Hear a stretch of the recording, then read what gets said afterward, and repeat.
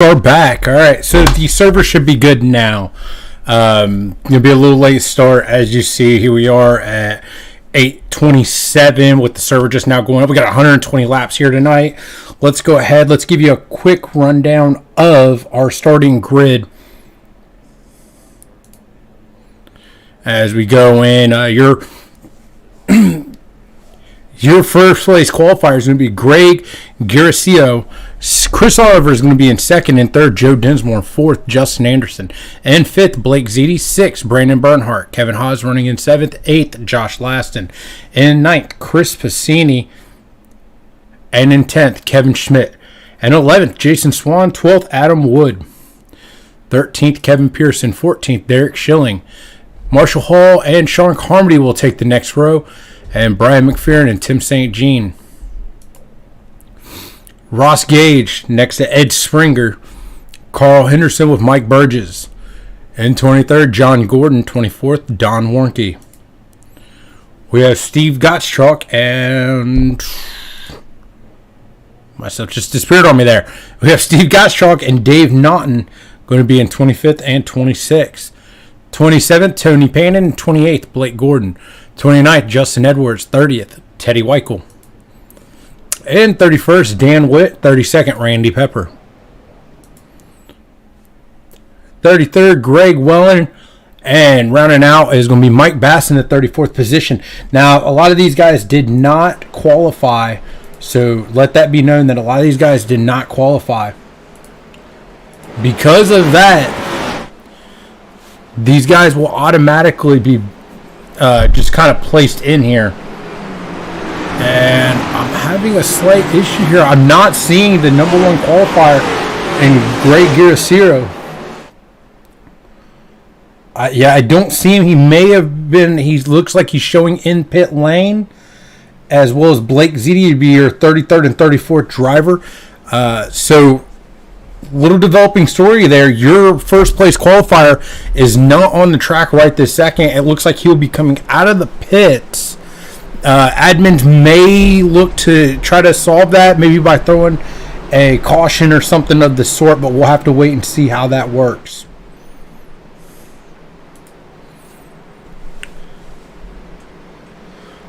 Right now, though, leading them around is Joe Dinsmore and Chris Oliver. Got Chris Oliver there on the outside in the number 13. Joe Dinsmore in the number 95 on the inside. Pace car's lights are off. He will duck off and they will lead him down to take the green flag. Again, we'll take a quick look just to see. Maybe they'll throw a competition caution here right away. Let the four get out and get back into the lead group. But here we go.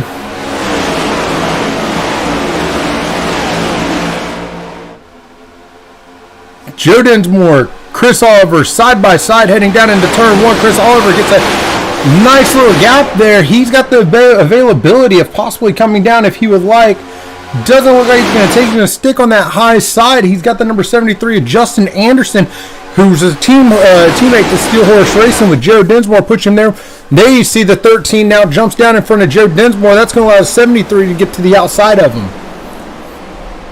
As we were kind of speaking earlier, what we want to see is hopefully these guys kind of just taking it easy, not trying to win this race. You know, in one of these first laps, as you see, there's they're not all over each other, which is good at this point right now. The number 70 is giving a nice push at Brandon Bernhardt, giving a nice push to Justin Anderson, as Justin Anderson will lead that lap.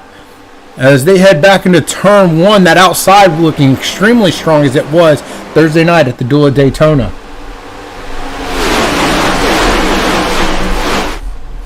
That outside just continues to look extremely strong. You see Justin Anderson there having a good run there on that outside.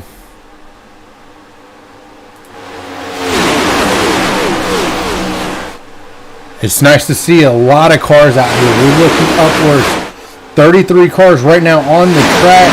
Greg Garcia, he is out on the track now. The only one showing in the pits is Blake Ziti, who is now coming onto the track.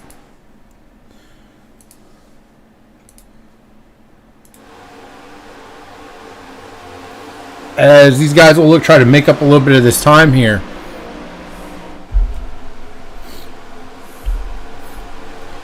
As you see Blake Ziti there, he is coming out of the pits right now. He'll try to merge up with this lead pack, hopefully get there on the tail end and grab a competition, or excuse me, grab a yellow flag or something of the sort. That would at least allow him to get his lap back there, get the lucky dog.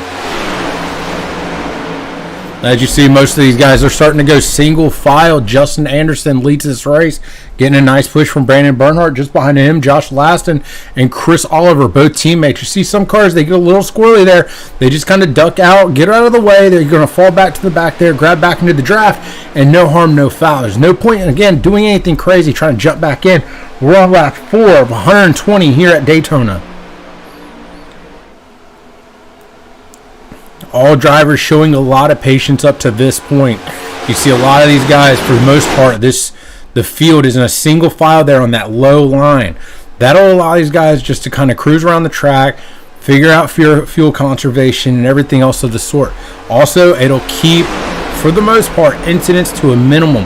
And if there is an incident, a good chance that it doesn't become the big one, because that's when you get the cars on the outside. One car loses grip there, it'll come up and it could take out a whole mess of cars. Your leader Justin Anderson, they're just good right now with just cruising around Daytona. They're on lap 5 of 120 here tonight.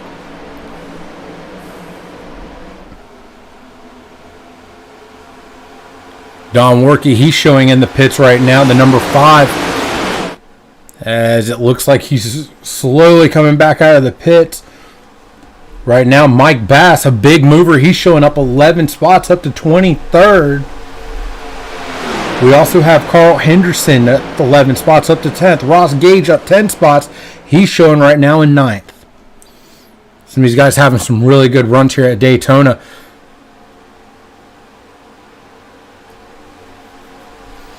This is one of those tracks, great equalizer. You have to have the draft.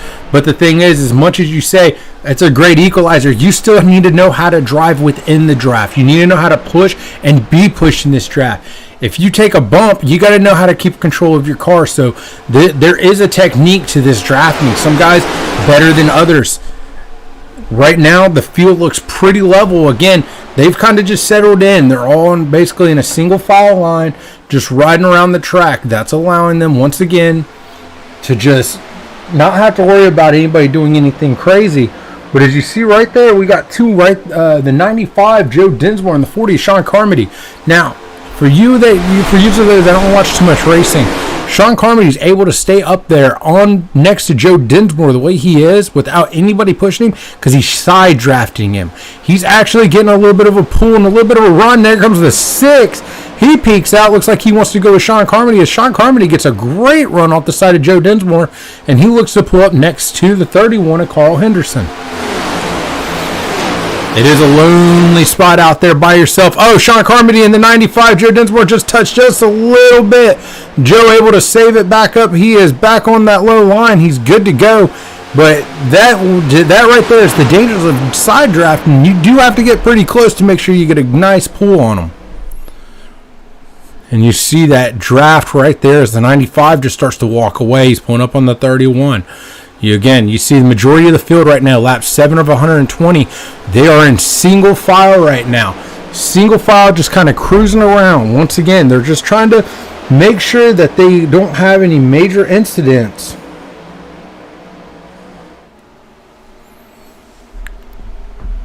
You'd hate to lose it this early in this race. Again, these guys have one fast repair. Now, for any of you that don't know anything about fast repairs, basically it's kind of a get-out-of-jail-free card.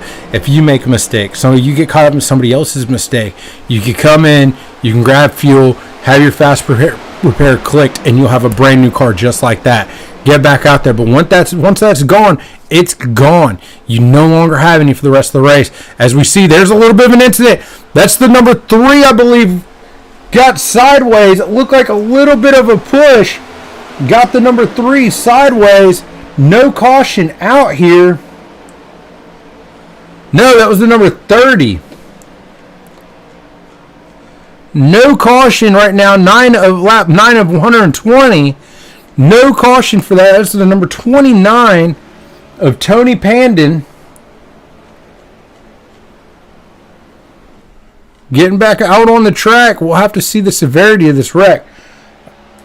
And you could tell right now we're going to have to do it the old-fashioned way. We're going to rewind it, as it did not even pop up on my incidents calculator here to where I can just click on it and it'll bring us automatically back. So let's just rewind this real quick.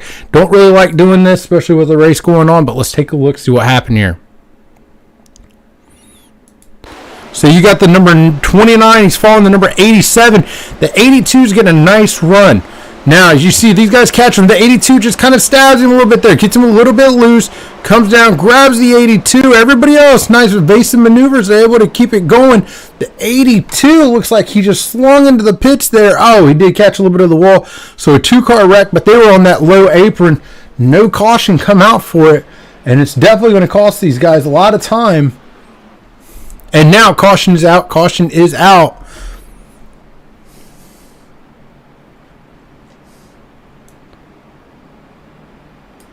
Oh, and a big wreck on this one. Let's see if we can find this wreck. See, they're getting a little racy there. You get one. Marshall Hall's getting pushed. I believe that's the 80. Ross Gage, 31, gets caught up into it. You got the 45, the 95. Looks like Dan Witt, 99, also involved. See these guys back here just getting slowed up. You got the 20. Big wreck right there. That's going to take a lot of good cars. So you're seeing Marshall Hall, Ross Gage, looks like Carl Henderson, Jason Swan, Ed Springer, Joe Dinsmore, Kevin Schmidt. A lot of these guys, Randy Pepper, Adam Wood, Ross Gage, all kind of caught up in that incident right there. And that'll bring the first caution of the night. It'll help those guys with that two-car wreck, though. Let's go on board with Marshall Hall. Kind of see what he sees here. That ain't going to work.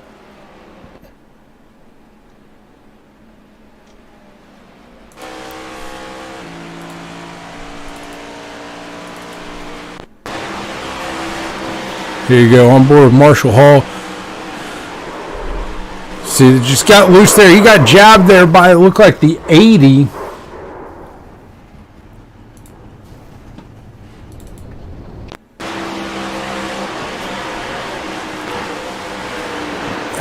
Number 1 went down, come back up on the track, caught the front nose of the number 80, and that made the 80 go up. Big wreck here early in the race.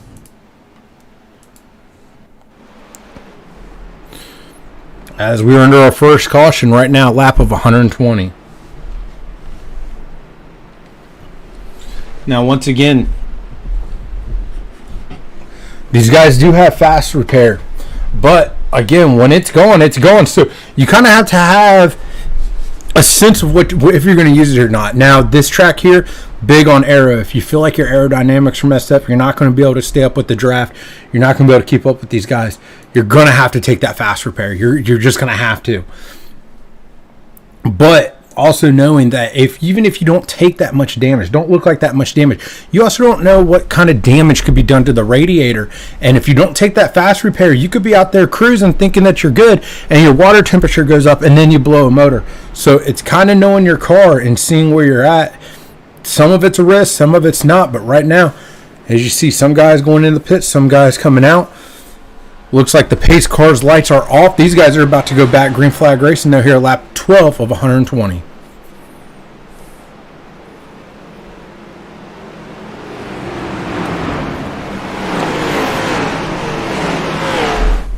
And let's go ahead. Let's see if we can spotlight Justin Anderson. He's sitting in the 4th spot right now. Your second place championship points runner last year. As we're going to take a look here, Blake Gordon. Oh, something just crazy happened.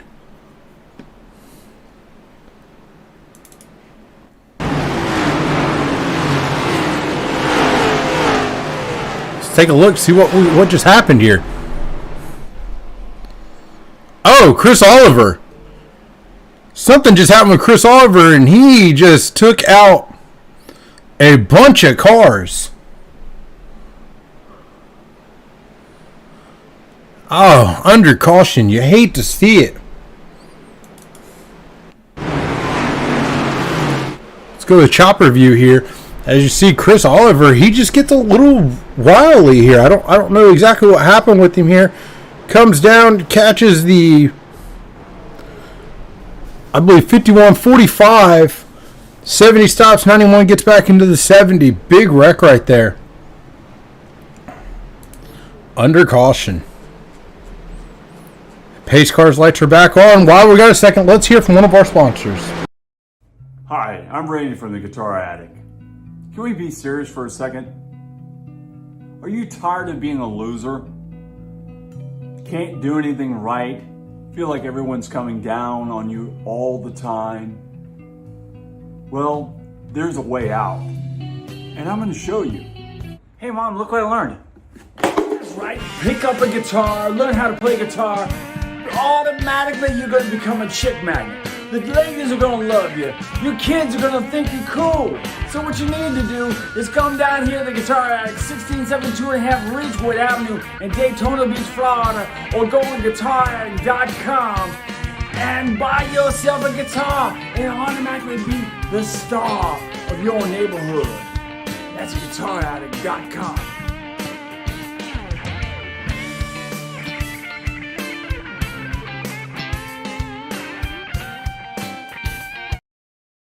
The AOLL Racing League began racing in the early 90s with Papyrus's NASCAR Racing and has grown over the decades, now racing on the iRacing platform. The AOLL has 3 divisions: the TNT Series Developmental Division for our beginners and those getting back into racing, the Cup Series for our veterans and Class A licensed drivers, the Sportsman Division racing the Gander outdoor trucks with drivers from the TNT and Cup Series. You can catch all of the AOLL action here on Ghostfire Media.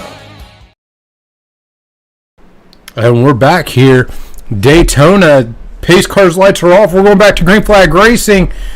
Pace car ducks off into the pits. And here we go. Brian McFerrin gets a great jump as he jumps down in front of Joe Dinsmore, his teammate. That's 2 Steel Horse Racing cars.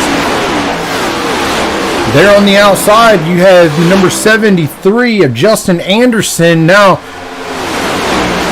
that's Sean Carmody. He just jumped up, but look, the 95 jumps up and wants to go with them as they come to that high line. Now, we have seen that high line works very, very well for these guys.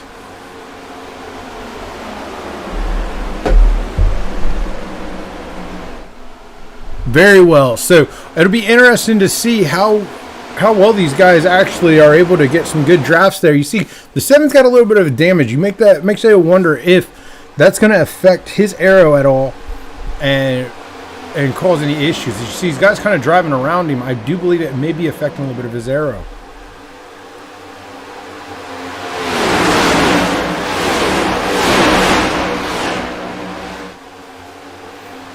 Be interesting to see these guys go back to single file line racing here. At some point, you see we're still double files. Now, nobody doing anything crazy, nothing like that, which is always good. Again, still extremely early, lap 15 of 120 here at Daytona. A very long race here tonight. We've already had one big incident. So it'd be interesting to see how this plays out the rest of this evening.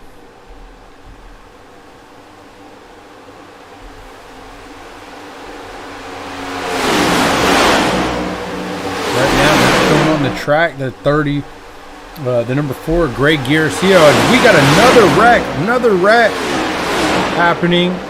That'll bring a caution out, lap 16 of 120.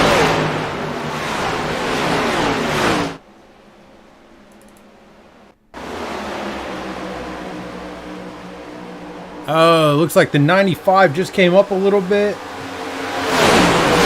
can get the sky view there. 95 comes up a little bit, catches the nose. Couldn't exactly make out who that was. Another incident here. Catches a couple good cars. And we are back under caution here tonight at Daytona International Speedway.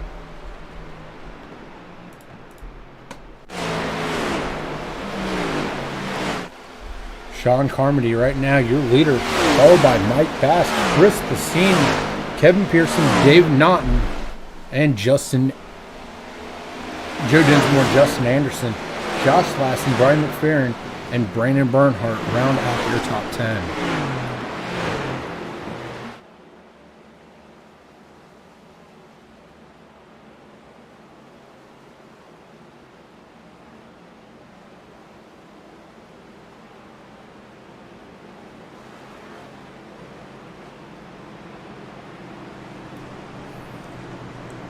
Lap 17 of 120. You're not going to see a lot of strategy going on anytime soon.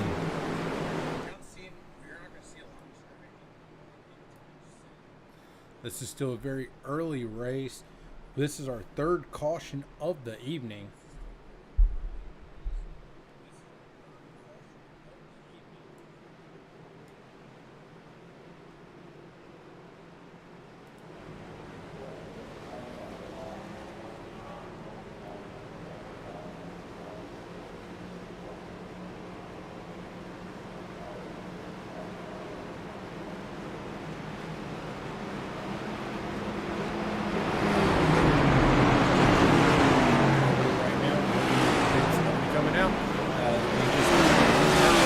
In this limbo phase again, super early in the race, and I think I just heard something again.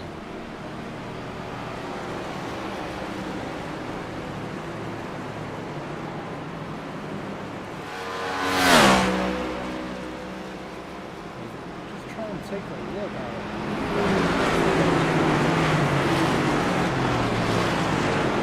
Somebody getting into another incident, but I could be hearing things at this point.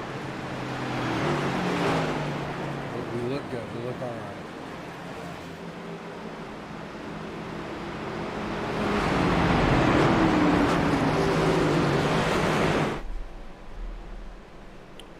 While we have a second, hey, join us every Sunday night here for the AOLL Racing Series on the Ghostfire Media. This is looking to be a great season.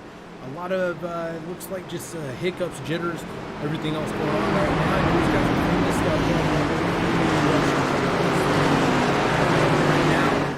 up. Right now, we're on lap 18 of 120. As 27 cars right now remain on the lead lap. I don't like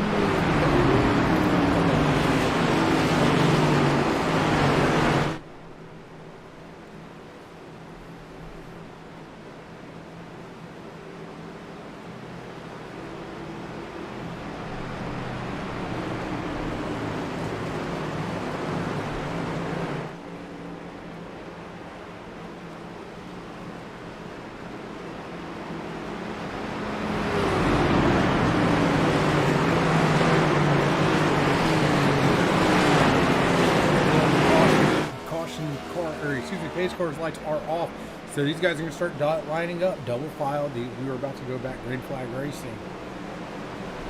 I'm sure right now these guys are thinking, let's be patient, let's get single file, let's get some laps turned here under green. Patience is, again, it's going to be key. You hate to, one, cause an incident that's going to take so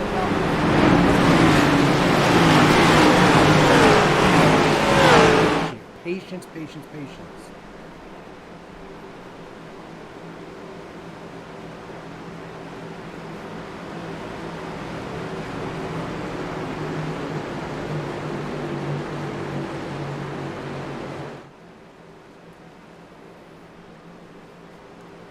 Sean Carmody leading them around.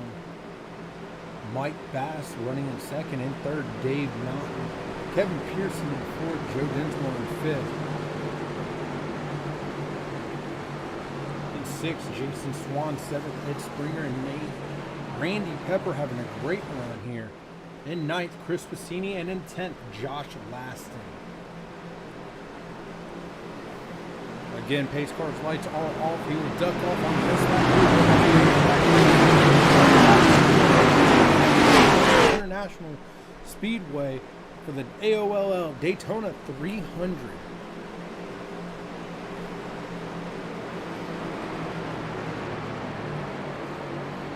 And pace car is off.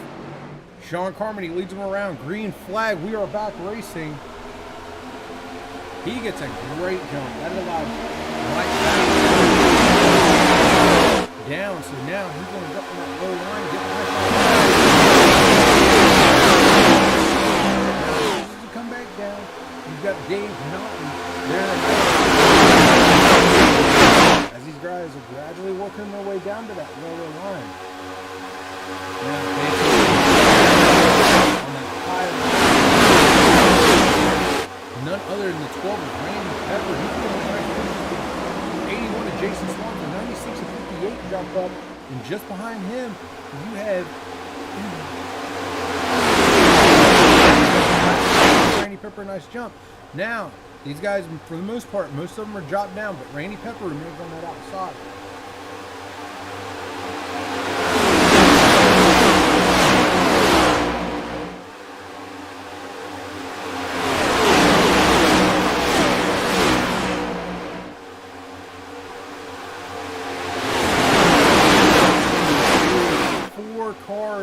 About 3 cars until you start seeing double file. That's the 40 of Sean Carmody and the 12 of Randy Pepper.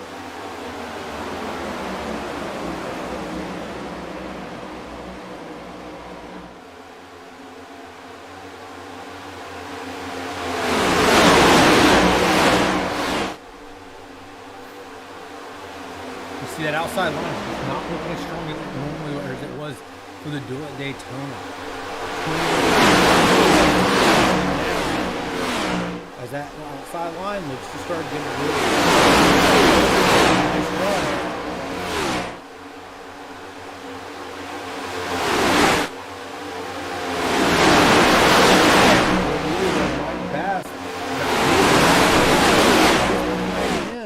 With Jason Swan just behind them as Randy Pepper leads that outside line. Now, Randy Pepper, he's going to be stuck in the middle. He just got left out hang to dry. Oh, Randy Pepper tries to squeeze his way in there. He gets a little bit sideways. Caution. He was absolutely able to save it, but looks like the 31...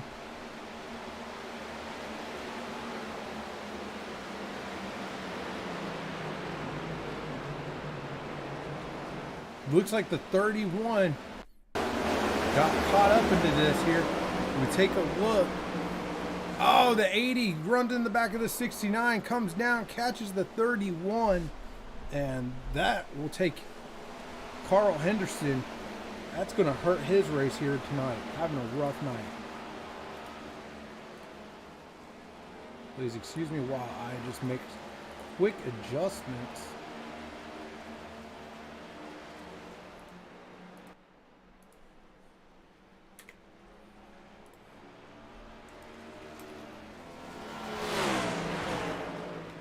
There's the 80 of Ross Gage. He has no nose right now.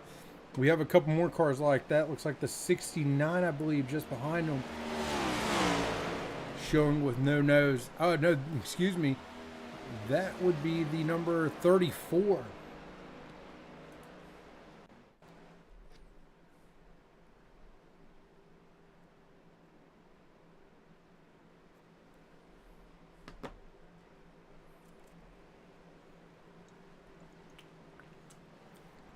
As you see a bunch of cars now coming into the pits. Randy Pepper was able to save that. Good save by Randy. He was trying to get back up. He got left hanging to dry there by Josh Laston. As these guys went up and they moved to that outside line, made a third lane, and just left Randy Pepper there as Josh Laston blows past his pits. And there's the number 9, the teammate of Josh Laston, Chris Bassini, also missing his pits. They had to do a quick backup.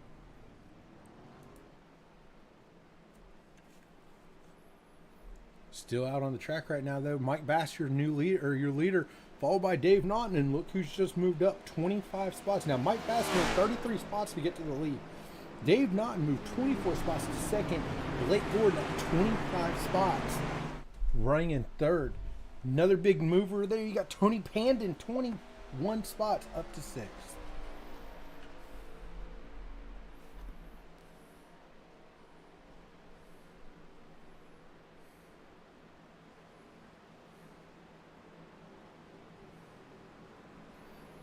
Oh, again, while we got a second, let's go ahead and hear from our sponsor. Hi, I'm Randy from the Guitar Attic. Can we be serious for a second? Are you tired of being a loser? Can't do anything right? Feel like everyone's coming down on you all the time? Well, there's a way out, and I'm going to show you. Hey Mom, look what I learned. That's right, pick up a guitar, learn how to play guitar. Automatically you're going to become a chick magnet. The ladies are going to love you. Your kids are going to think you're cool.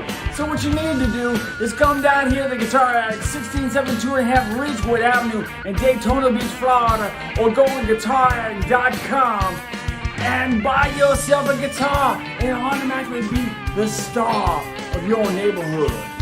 That's guitarattic.com.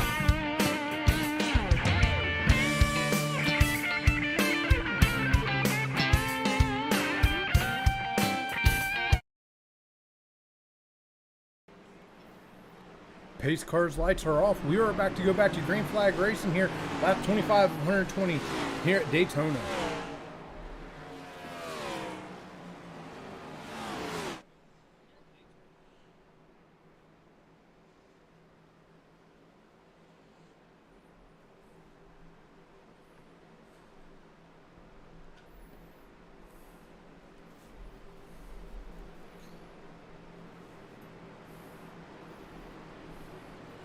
Your leader, Mike Bass, on his outside, the number 96 of David Naughton. In third, Blake Gordon. In fourth, Kevin Pearson. These guys made some big moves here. Carl Henderson, 31, last car in the lead lap there, 31. 25th position. Then you have Don Warkey, Ross Gage, all one lap down.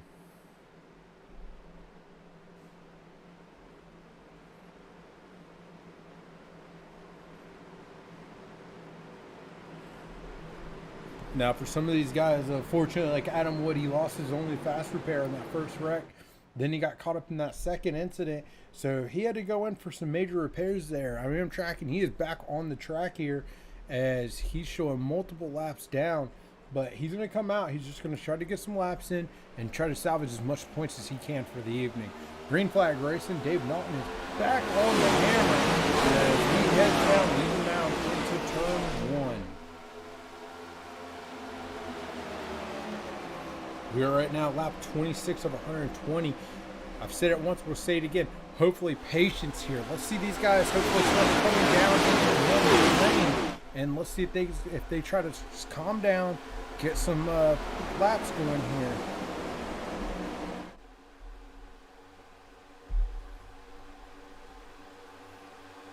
And right now, not too much shuffle or anything like that. Kind of on the same top line. But again, it's wild to see. Right now, the top line is not working as well as it was there for the duel at Daytona, as the 51 of Blake Gordon giving a massive push to Mike Bass. They head down that front stretch. Again, Blake, known as the resident alien of this league, extremely fast, and he is very good at pushing and getting bump drafts. So it'll be good to see him out here, how well he drives. That's pushing the number 58, Mike Bass. You see your top four cars there. Back to Tim St. Jean. A little bit of a gap there then after Tim St. Jean to Derek Schilling in the 87 as they start to bunch up. These gaps will close very quickly because of that draft. And as you see Derek Schilling, he's closed up that gap now as some of these guys might be looking to get down that low line. Tim St. Jean got a little bit of a gap there between he and the 95 of Joe Dinsmore. This is one of them tracks that you kind of, once you start seeing one line develop over the other, you may want to hit that one line rather than the other. So the more cars you have in a single file line, the faster that line will go. Also, you don't have to hit the gas 100%. You can also fuel this way. Right now, these guys probably aren't worried too much about fuel consumption as we are only on 28 of 120 laps. We haven't even hit the quarter of the way mark. We will here in just 2 more laps.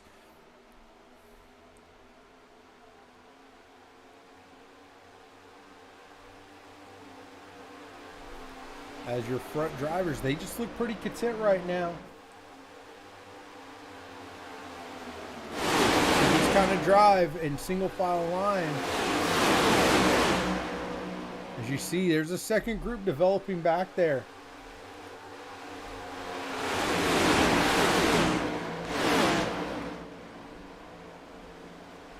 In that second group, you've got guys like Blake Green, Marshall Hall, John Gordon, Teddy Weichel, Don Warnke, Ross Gage back in that second group. They got a couple cars on the outside, and this is what I mean. Sometimes it's your best friend to just everybody jump on a single file line. As you see, majority of them are. Those last two, as they come down, they'll get into that single file line, and they'll try to make a run to catch that front group.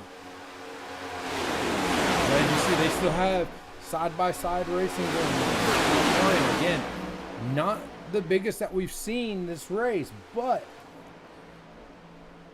big enough to where it's able to keep up these other guys. Once you have that bigger line generally has a better draft, and they will be able to get a better pull.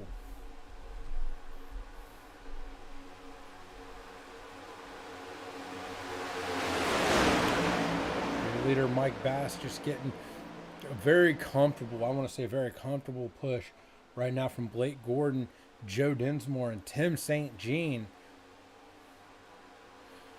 But you see a much more aggressive push going on right now for Dave Naughton, as he's got the 41 of Kevin Pearson. Now he's not on him completely, but it's a stronger push than what you're seeing in that top group, as they just continue to try to keep pace. Just behind them, you got the 7, Brian McFerrin, the 40, Sean Carmody, the 9 of Chris Passini, and the 18 of Josh Lassen. Also, just behind them, you got the 73 of Justin Anderson. And look for Justin Anderson to be very sneaky. He'll tend to just kind of hang out somewhere, and then he likes to make his run later on in the race.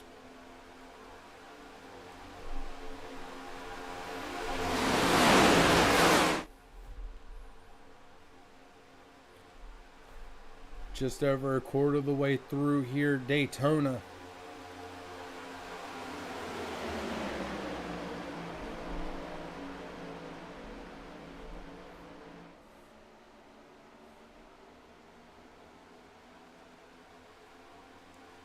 You see Sean Carmody, he's going to drop down. He's able to get into that lower line. Now, Chris Passini, he's going to try to close up that gap between he and Brian McFerrin, the number 7. Brian McFerrin's got a little bit of damage, but he's able to run very well with this group. So obviously his arrow not too affected by the damage he has sustained. I'm starting to see some guys creeping up there. The number 12, Randy Pepper, he worked his way to the top there. You got the 91, Steve Gottschalk. All these guys trying to catch up to this other group here. They want to catch up to Justin Anderson. If they could catch up to Justin Anderson, they might be able to help push this line, as the top line now starting to develop, getting a little bit faster. Side by side, they go through 1, heading into turn 2, and coming out onto the backstretch. Right now, these line in line just on the rear quarter panel of the number 95, Joe Dinsmore. And this is the strongest we've seen this second group, as they're catching a lap driver here. That lap car will come out, they'll create that third line, they'll just go right around him. That'd be the number 3, Kevin Haas. Does a great job getting up there, staying up high, just trying to get away from everybody. He will try to get into this draft, though. That ultimately, that's where he wants to be. It's in that draft. As you see, there are 3 wide with Steve Gottschalk there. 41 of Kevin Pearson giving a great push there as they head into turn 1 to the number 96 of David Naughton.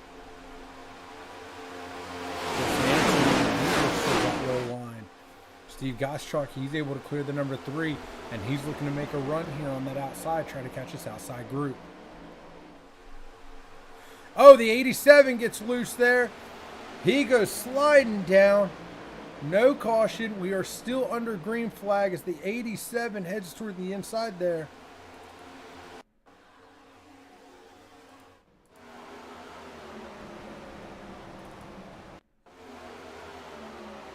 Gets a nice bump right there. Gets a little loose and then comes sliding down into the grass.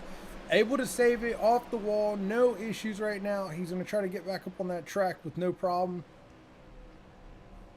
The biggest issue he's going to have now is he has lost that draft. As you see, majority now, they are single file for the most part here in lap 35. You got about a 5-car breakaway from that second group, and that'll happen once you start seeing small little incidents like that. Once you see one person go, everybody kind of gets a little nervous, and they want to, make sure they keep this thing under green flag conditions.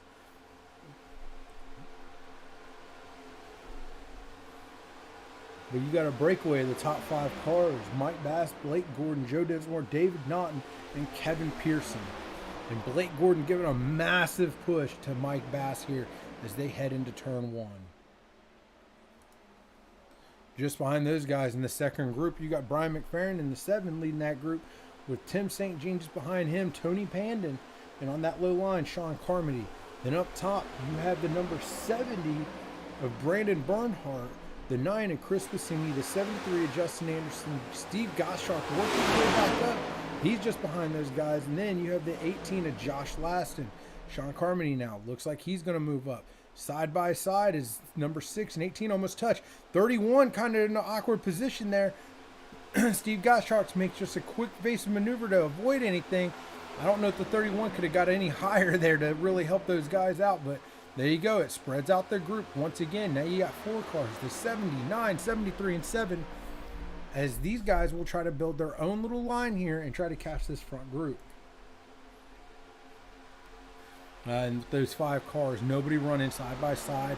Everybody right now extremely content running in a single file line. They've created a nice little group to be able to make a run. But you've got 4 cars, and you've got Josh Laston and the number 6 here of Tim St. Jean. They are trying to catch this second group. If their group can catch that second group, which Josh Laston is giving a nice push, that's going to give them a little bit of a bigger group. They might be able to make a run here and catch that front group. This is one of those things. A bigger draft line generally is faster than the smaller ones. The 40, Sean Carmody goes. The 6 now jumps out as well. These guys jumping out of line like that, that's what slows up the line.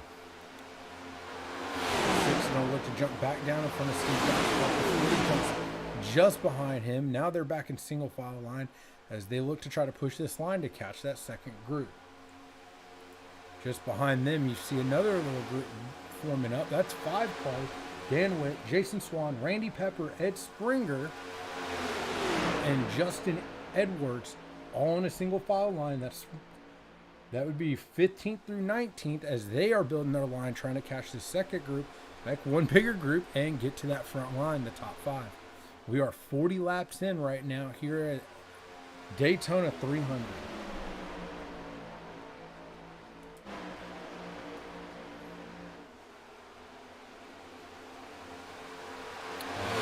Steve Gottschalk now, the number 4 Sean Carmody. These guys have kind of bumped out again. Here we go. They're building the second line. With these guys on that outside, this low line, they're trying to make this run. They want to catch that front group. If they can catch that front group, then they can start racing with each other or building a second line.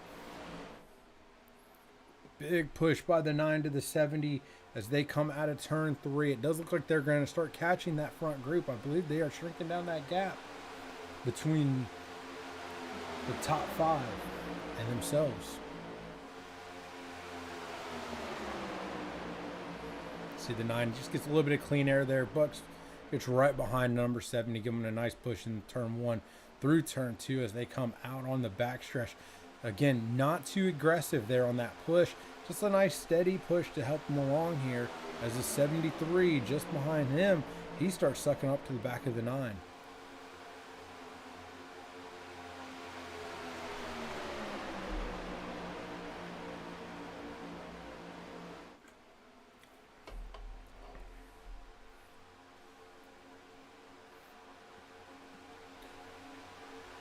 Right now, Mike Bass looking extremely strong, your current leader.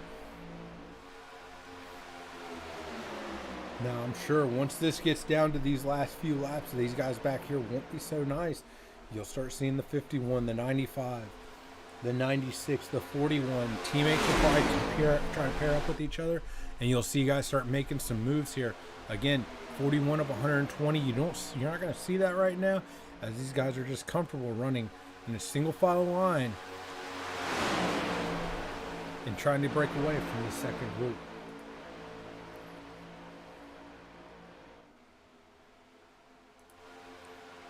The second group right now has done a fantastic job. They are back in a single file line. Chris Passini giving Brandon Bernhardt a fantastic push as they come through the triangle. And as they, again, keep looking to try to catch this front group.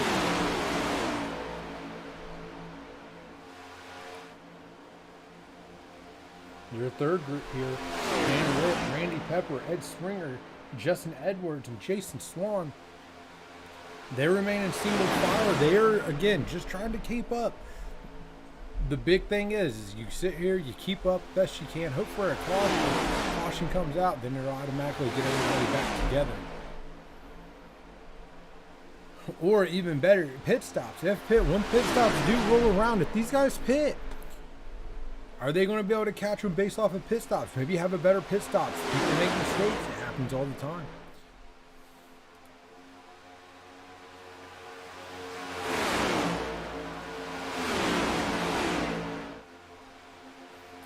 While we got a second, let's go ahead and enjoy the sounds of these cars here at Daytona International Speedway.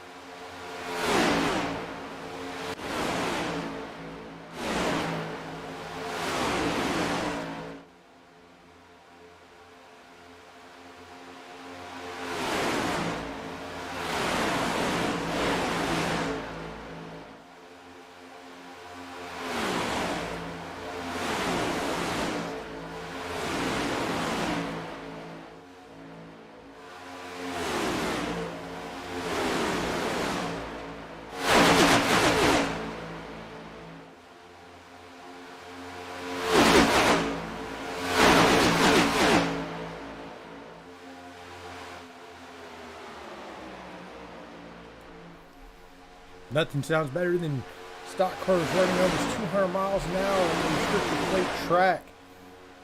These guys lapped 45 of 120 completed. Second group, again, just barely. It looks like they're just barely etching up, but it does look like they are catching that first group. At what point do pit stops? Joe Dinsmore kind of goes between that, or goes below that double yellow line. What point do pit stops start coming into factor here?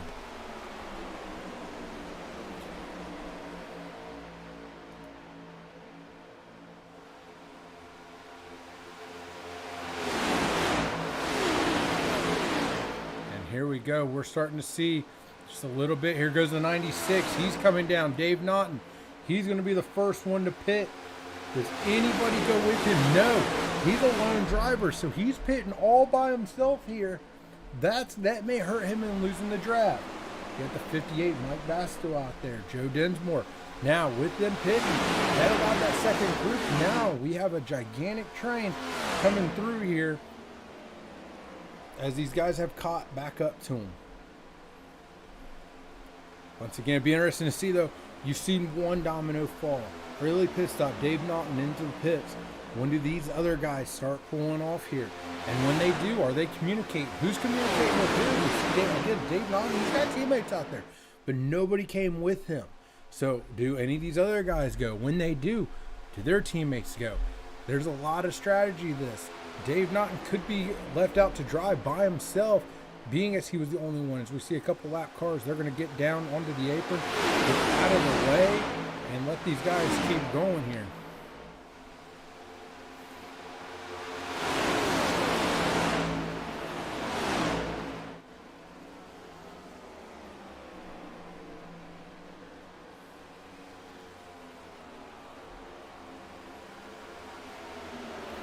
Now everybody extremely content just running. right behind one another. Again, not doing anything crazy, not costing themselves or somebody else a race here. Anybody on this lap? Nobody on this lap pits. Now, there were some guys that were pitting during cautions, so that could also be a factor. I'm not exactly sure who pitted, who didn't, but it'll be interesting to see when these guys are going to start coming down in. As you see, here is the pit strategy right now. Mike Bass, 37 laps. He is the longest right now on that fuel run. Just behind him, Blake Gordon on 30. Oh, I take that back. Dinsmore on 38 laps. 37 for Pearson. Bernhardt, 24. Racine, 24. Anderson, 24. And McFerrin right now showing at 30.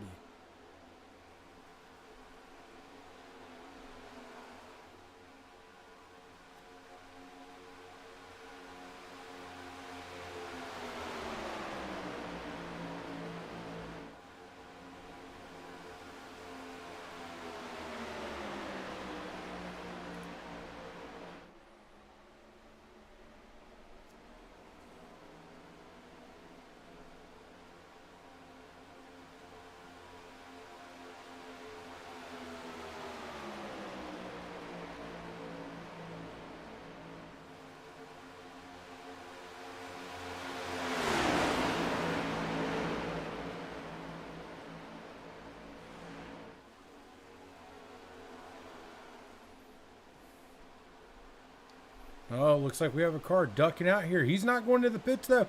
Comes back up on the track. We'll lose a spot, though. Went below that double yellow line. Right now, your leader, Mike Bass, Blake Gordon, and Joe Dinsmore. 1, 2, 3.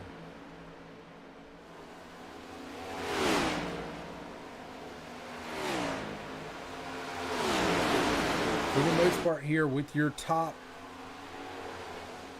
it appears to be at least your top 11.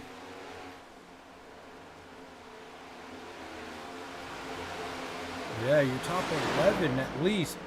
Right now, these guys are single file in line, and they look pretty comfortable doing it. But you see, the 96, he was able to grab a hold of that single file line. So when these guys start pitting, he might be okay.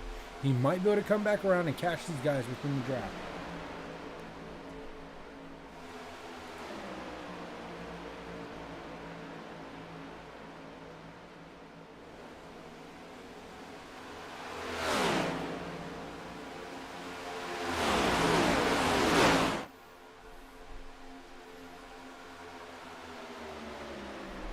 Single file as they come through the back stretch. Once again, you will start seeing guys. They will start taking some pit stops here. And when they do, this is a crucial part. Green flag pit stops. If you make a mistake, it could cost you valuable seconds. If you lose the draft, then you're kind of stuck out there by yourself.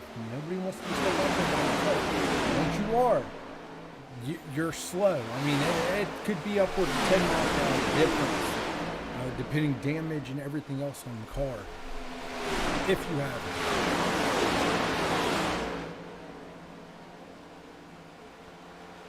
We have a nice clean flag runner going here as the leader's catching a couple more lap cars. That's right there is the speed difference between two cars and about 12 cars. It's monumental as you see these guys catching the 87 and the 50. They do a great job. They went to the outside. I do expect for those two right there to probably jump down. They'll probably try to go to the back of this draft and try to just keep up with the elite group here. Slight damage on these two cars. I don't believe that it's causing too much issues with aerodynamics here on the track.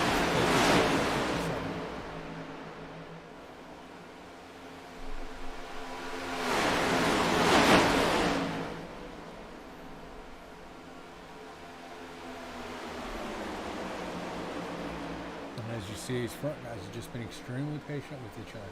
Mike Bass has been leading for a good while here. Blake Gordon just comfortable with just pushing on the back of Mike Bass. Not to mention Joe Dinsmore riding his time there in third. You have Brandon Bernhardt there in fourth. And in 5th, Kevin Pearson. Those top 5, they haven't made too many movements. And that goes back even a little bit further because you see that Christmas season, Justin Anderson, Brian McFerrin, Josh Lassen, Tony Pandon, and Tim St. Jean, they've been pretty comfortable just running where they are as well. Not making too many crazy moves, staying in line, and just keeping up with this front back. I mean, at this point, if you start pulling out to the outside, you could leave yourself to dry, and you don't want to take that chance of getting any car out there and lose that lead draft back.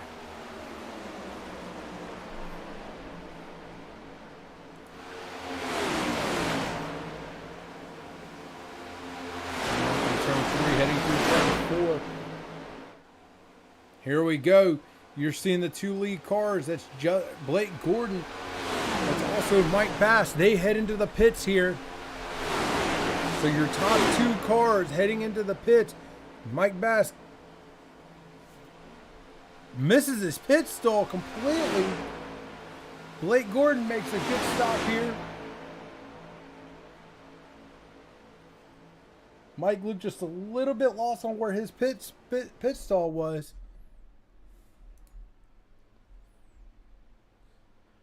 But your 2 leaders, the first ones to jump in. Joe Dinsmore stays out. So Joe Dinsmore, your new leader, he'll grab at least the championship points for leading the lap here. A passable lap car there. Oh, here we go. Joe Dinsmore. It looks like the 70 of Brandon Bernhardt. Brian McFerrin, these guys jumping down into pit row. And they will be the next group to head down. That'll give Kevin Pearson the lead. These guys right now getting those championship points. As you see, it looks like good pit stops for these 2. But now Kevin Pearson, your leader, followed by Chris Bassini, Justin Anderson, Josh Lassen, and Tony Pandon. Tim St. Jean. As you see the number 9 giving a great push there to the 41. They come through turn 4. Will they be the next group? They're catching another group of cars. Will they be the group coming in? No, they will not. They're going to stay out. They're going to look towards the outside, and they're going to try to go around here. That's the 45, Adam Wood, his group of cars, as they're going to look to go that outside and just get around and keep tracking on the way they are. It'll be very interesting to see how these guys choose to decide to come in. See Joe Dinsmore back on the track. Brandon Bernhardt back on the track. They are working on getting back up to speed. As we look, Blake Gordon right now showing in 22nd. Mike Bass showing in 23rd. But there is your issue right there with those pit stops. Blake Gordon, the 51 right now coming out of turn 4. Mike Bass, he's right now just on the back stretch. So the top 2 drivers, due to the pit stop issues, they've been split up. Now Kevin Pearson, he's in for a pit stop by himself. Now stays out. Justin Anderson, Josh Lassen, Tony Pandon, and Tim St. Jean are your new leaders. 2 more laps to the halfway point. Big green flag run here as these guys come down the back stretch. Green flag pit stops, this is what we were talking about earlier, could really change the dynamic of this race. Right now, Blake Gordon, Mike Bass, all showing them lap down. Now, eventually this will cycle around. Once they get done with these cycles of pit stops, it'll eventually cycle back through. But with Blake Gordon and Mike Bass losing that draft with each other, they were the only 2 to come in on their pit cycle. Because of that, that's going to hurt that group.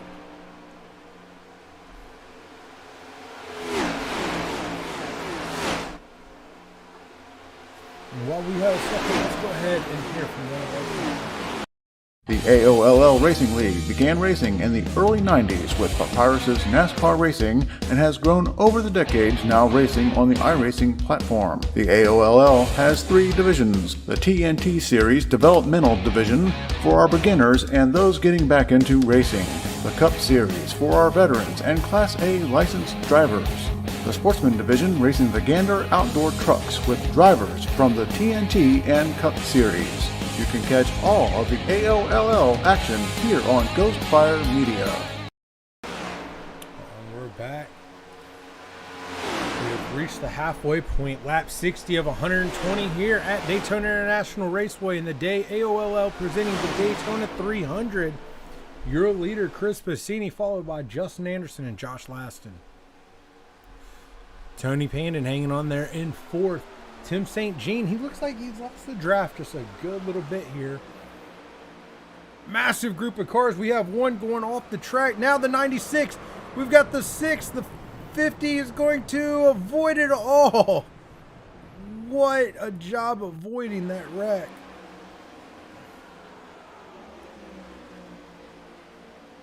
And this is going to hurt a lot of people. A lot of people. If you were still out, this really helps them. As we see, Marshall Hall kind of comes down, gets caught by the 87. A little bit of action going on up there in front. And Marshall Hall goes around. David Naughton also caught in that wreck.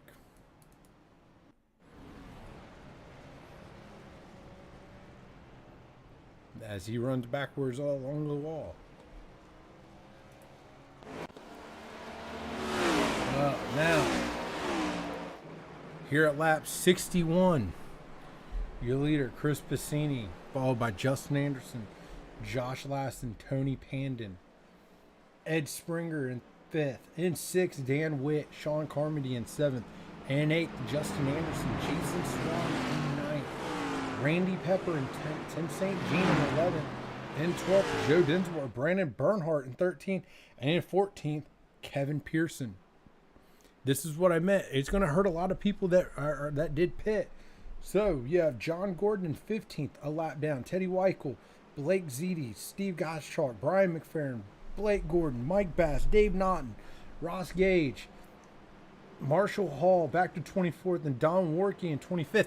A lot of these guys getting stuck out there, so you only get one lucky dog. So it looks like John Gordon, he'll stay out. He should be your lucky dog candidate for this lap.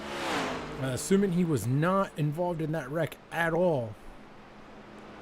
And that'll put him back, should bring him back to the lead lap. As you see, all these guys in the pits right now, coming off the pit road, that's Chris Bassini.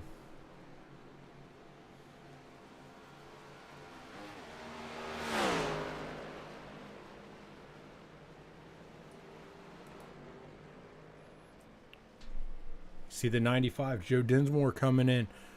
There goes the 40, the 99. Here comes Joe Dinsmore, the 70, Brandon Bernhardt. 12 of Randy Pepper.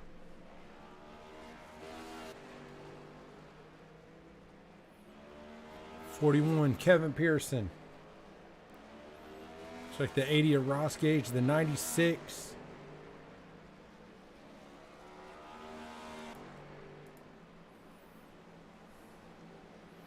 Your leader right now showing Chris Bassini. Now I do backtrack that. So there could be the chance that these guys get a waiver round. Right now, Chris Bassini is showing just behind this group of guys right here. You see Adam Wood. Looks like Steve Gottschalk there.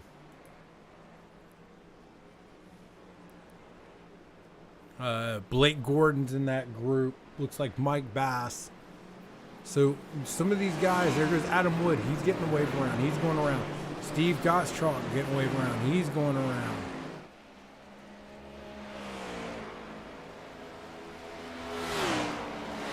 Blake Gordon now coming around. Looks like the 13. So with this wave around could really help a lot of these guys, put these guys back on the lead lap. They'll be a little bit further in the track or in the group, but it's better than being a lead lap down at this point.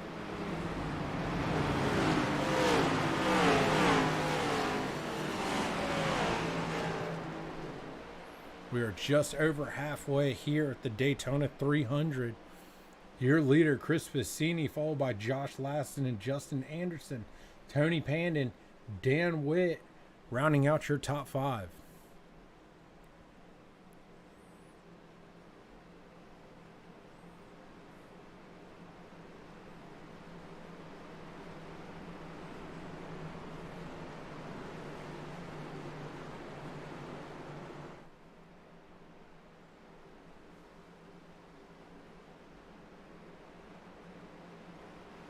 Pace cars lights are off. We're about to go back green flag racing.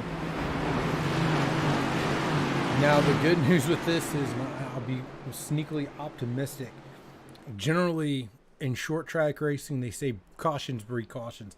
Super speedways generally not the case unless it is a green white checker. This pace car comes off the track. We're going back to green flag racing here. As Chris Passini with a nice jump. He's going to jump up in front of Josh Laston up to that top line. That's going to leave Tony Payne kind of by himself there in that low line. It's Sean Carmody in the 40 goes to captain. 5. There's your Sean Carmody. He's going to the top side. Once again, it leaves Tony Payne, but there's your no man's land right there. Two come down with the 73 of Justin Anderson. Now that leaves Dan Witt and these guys that were on the outside, kind of leaves them hanging to dry. As now your top 18 cars are on the lead lap. Brian McFerrin, Blake Ziti, and Dave Naughton are your first three, 19th, 20th, and 21st. That's showing a lap down. See a lot of shuffling going around there. You're at 1.3 wide. That gets dangerous when you see 3 wide. Now, he was just trying to get out of the way, but it can still get a little bit hairy. These guys might get a little too close for comfort to each other.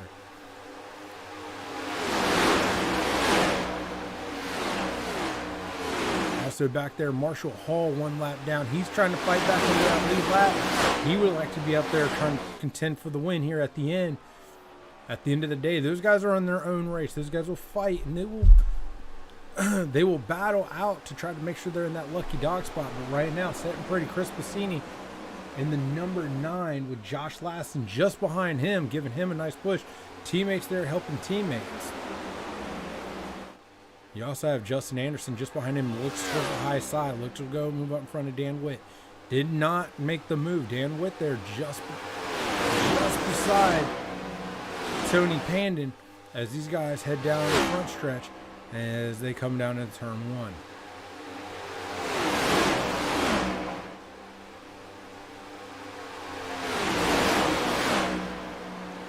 As we spoke about earlier, the more these guys stay side by side, the better chances that you're going to have a little incident, or even more so, if there's groups behind you lined up, good chance that they could catch up. But this looks like the class of the field right now, just up front here, the top, I would say, roughly around 14, 15 cars.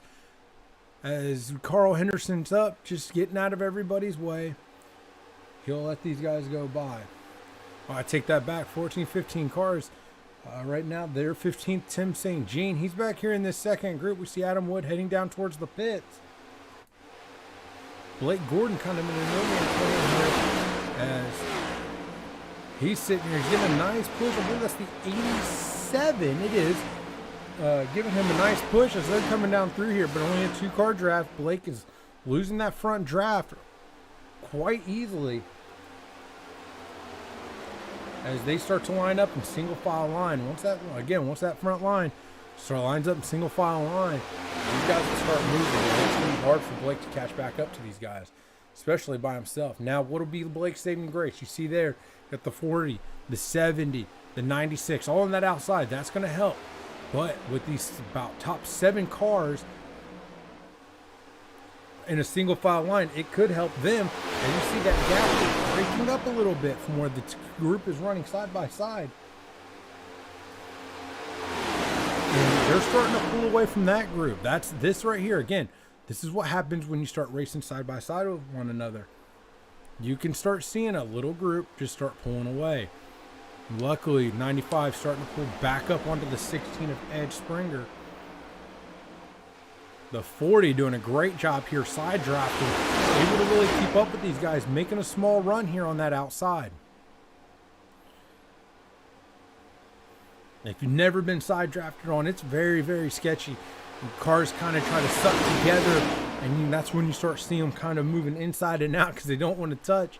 At these speeds, 190 plus miles an hour, one slight touch can send one of the guys into the wall. And with how tight these packs are, one car spinning can take a lot of cars. We've seen it a couple times already tonight. Let's head down the backstretch. As we take a look back, as you see, there's the resident alien, Blake Gordon, and the number 51. Big gap right here. He's got about a half a straightaway between he and that lead group. And then he's got about another half a straightaway back to Mike Bass in this group of cars as these guys try to get into that single file line. A little bit of damage there on the 6 of Tim St. Jean. Could be affecting his aero just slightly. You see some tore up cars back there. That looks like the 80 of Ross Gage.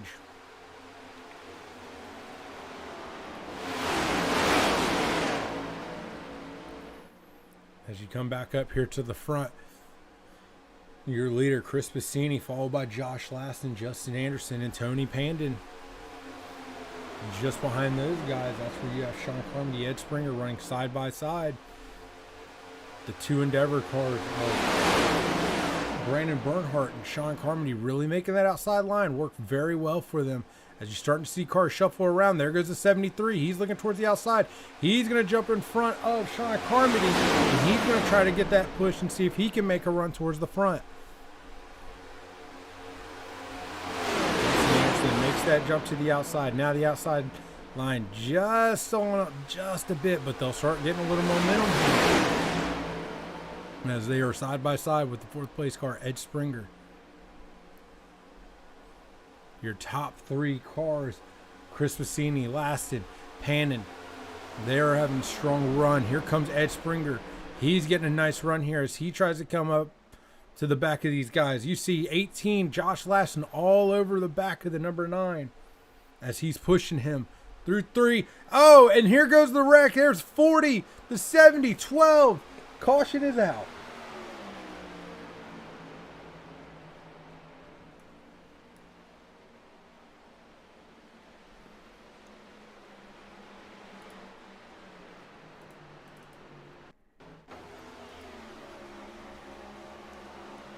Oh, it looked like the 12 got sucked up into the 40. That was really wild looking.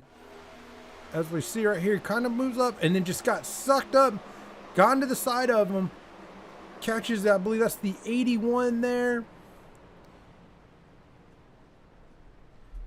So your front pack, Jason Swan, Sean Carmody, Randy Pepper. Good size wreck there. That's going to hurt some good cars. Lap 72 of 120.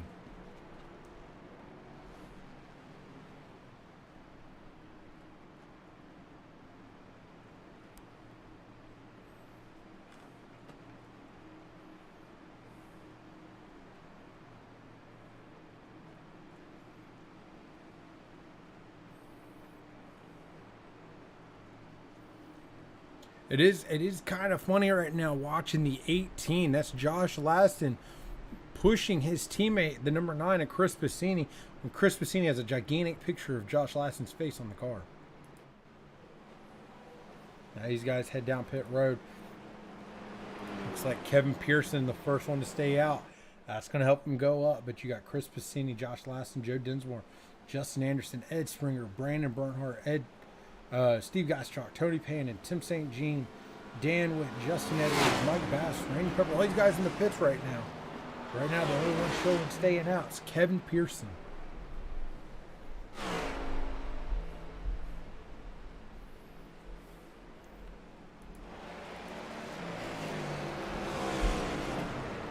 The race gradually winding down. While we have a second, let's go ahead and let's pull somebody up into the booth and get their perspective on the race. Hey, Josh, it's Larry in the booth, man. You got a copy? I got you, buddy. Hey, man. Strong race for you there. We're running in a second. How's the race going for you? Apparently, some people don't like following me because they'll decide to defect from our little line of 3 to join up with some Endeavor cars, but it's okay. I'm just going to say, there's the 73's on my screen. Would that be the one you're talking about? I'm not going to say who it was. I've got a serious question for you right now. Is it awkward pushing the car, the number 9, Chris Bassini, in front of you, knowing you're pushing a car with your face on it? No, because I think it's hilarious. And I'll be the first to say that there's also a teammate somewhere on my car. Oh, let's see, now I'm going to be zooming around your car trying to find it. Who is it? Henderson. Trust me, you're not going to be able to find it. Ah, that's crap. It's hidden just enough. Just enough. But it's a one-time paint job, so honestly, just enjoying getting out here running. I feel bad because I'm pretty positive that I caused 2 of the cautions already tonight. And unfortunately, my teammates have been on the receiving end of both of them. Yeah, it's been a wild one, man. Everybody trying to get their cobwebs out of them, but so far, I mean, you guys got in a good straight line there. Everybody started getting really patient. It looked like everything was going rather smooth. Yeah, and right now it's going to be questionable. We may be able to make it to the end, but I doubt it. I think we're going to have at least one more pit stop. And if we can get a solid 10 laps in before the next one, we're golden. Well, there you go. For anybody wondering, there's your fuel strategy. All right, man. Well, the pace car lights are off. You guys about heading to 3, man. I'm going to let you go back with your team. Good luck to you the rest of the race. All right. Thank you, sir. You hear Josh Laston kind of giving you that 411 there. A little bit of information telling you what's going on, kind of where we're at. And now we kind of have an idea for fuel strategy. So, Tony Pandon right now, your leader. Kevin Pearson is second. Justin Anderson in third and fourth. That's 3. Josh Laston sitting in 5th. Kevin Pearson did not pit, but as you just heard Josh Laston say, if they make it about another 10 laps or so and then pit, they'll be good on fuel. So we'll be able to watch that in about 10 laps. If there's another caution, watch these guys to come in. Either get fuel and tires or just fuel, and they'll probably be set the rest of the race. We're back to Green Flag Racing here at Daytona. 75 to 120 complete.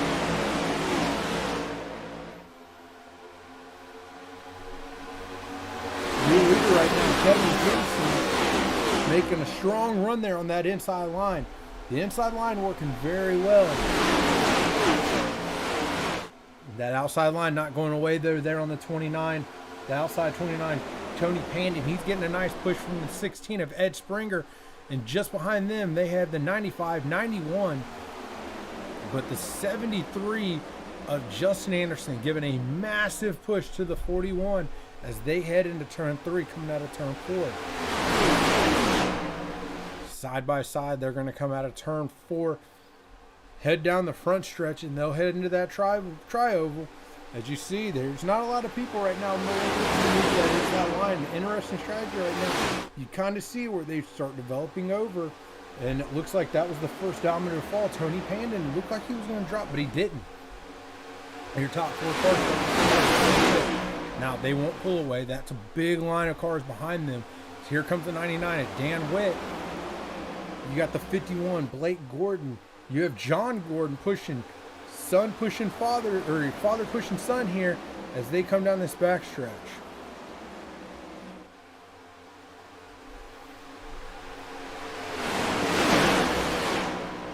Right now, top 17 on the lead lap. Marshall Hall, he's in this lead group, but showing 1 lap down.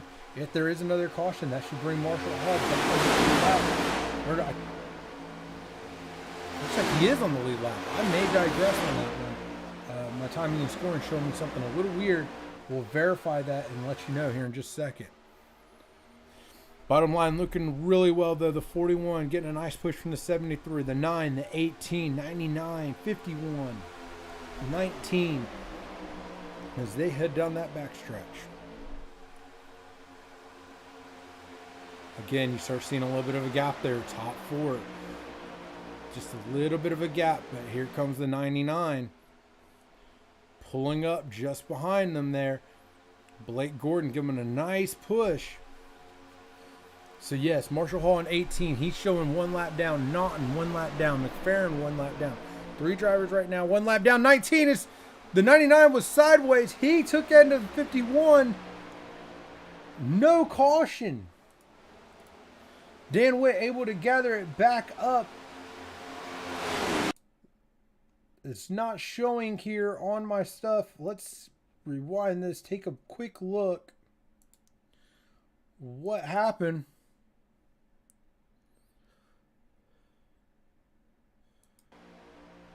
Gets a big hit by the 51.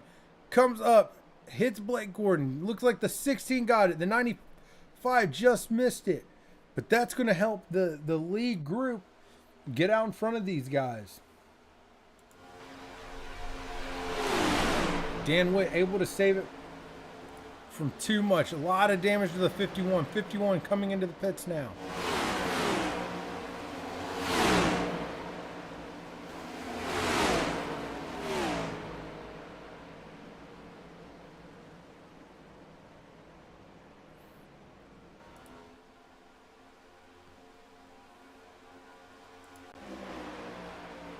What you have right now, you've got the 41, 73, the 9, the 18, the 29 here. Your top 5 have a nice little gap just behind them.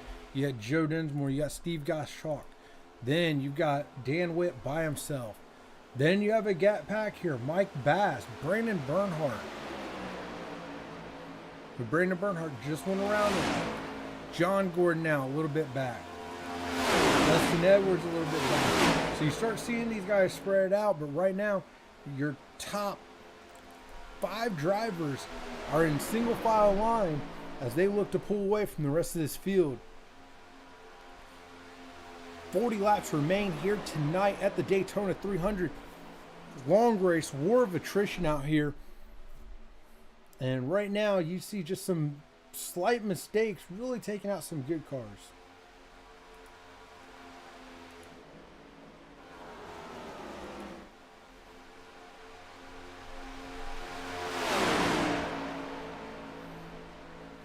Unfortunately, it looks like the 51 Blake Gordon has retired for the rest of the night.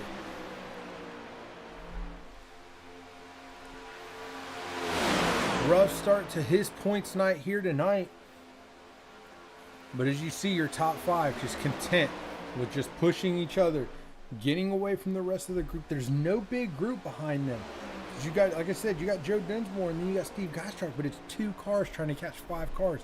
It's just not possible. They got about a half of straightaway to go to catch that lead group. Now, they got a little bit of a better shot. Here's a big group just behind them that contains Brandon Bernhardt. You see the 87, the 1 of Marshall Hall. A lot of damage on Marshall Hall's car. You got the 50. You got the 13, Chris Oliver. I believe that's the 69 there of Justin Edwards. So if these guys can get in a straight line, just get right behind each other. There's the 96, the 58. If these guys can get it all in a straight line, they might be able to catch up to Joe Dinsmore here. And these guys, Dan Witt though, he's hung out to dry by himself. He is out here by himself sitting in 12. That is a lonely place to be. He's going to have a hard time catching anybody like this. He's going to have to hope for a caution or for this next group behind him not to freight train him. Because here they come. You have Carl Henderson. You've got the number 6 of Tim St. Jean. You got the 94 John Gordon in this pack, who's actually losing a bit. Randy Pepper is out there just a little bit off that pack. So if you're some of these guys, you're just going to try to hook up with these guys, get in line, and see if you guys can make a run. But right now, your class field is these top 5. Kevin Pearson, Justin Anderson, Chris Bassini, and Josh Laston. 83 laps to go. Now, Laston did say that if there was a fuel strategy in this, about 10 laps, if there's a caution, or if these guys come in after about 10 laps, they're good to go on fuel for the rest of the race. So, who tries to stretch it? Who doesn't try to stretch it? Who might, think they could make it? These are questions that'll be answered here in approximately about the next 35 laps.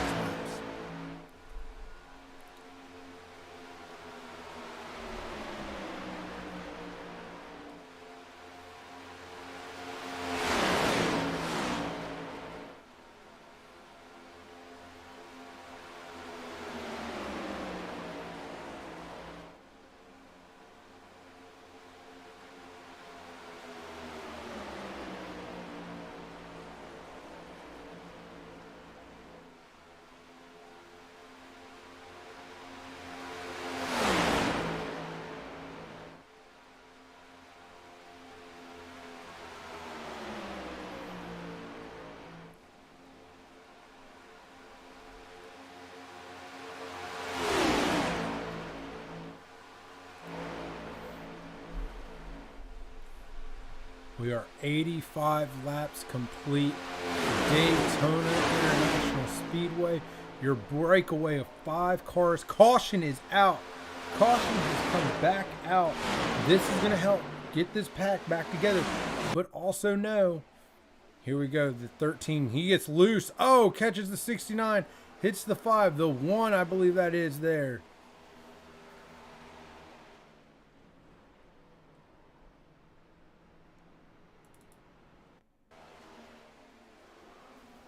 Yeah, catches the 5, gets the 1 of Marshall Hall. Don Workey also involved. Looks like Dan Witt may have gotten into this. Oh, looks like he avoided everything. Loose. Oh, and he kept it off the wall though. As long as he doesn't get hit.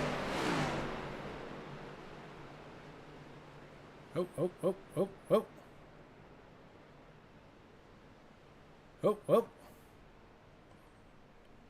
There we go. Randy Pepper got around him. We're back. We're good. I was just at that point, I was kind of invested. I wanted to know what happened. All right, here we go. So your leader, Kevin Pearson. I'm assuming, and this is a major assumption by me. I believe you'll start seeing everybody come into the pit, get their last bit of fuel.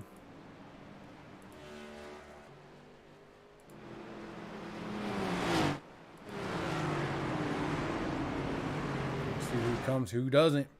41 looks like he's positioned himself. 73, 9, 18. All these guys coming, you see how low they are. Starts getting on that double yellow line. That generally means these guys are going to go. Who plays the mind games? Here comes the 41, the 73, the 18. You got Tony Pandon coming in. Joe Dinsmore coming in. Brandon Bernhardt. Tim St. Jean's coming in. It's basically everybody. John Gordon coming in.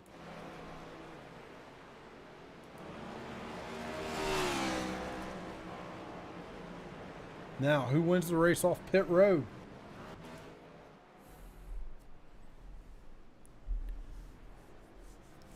Justin Anderson takes the race off pit road. Chris Passini, Josh Laston. There's the 41. Yet the 95.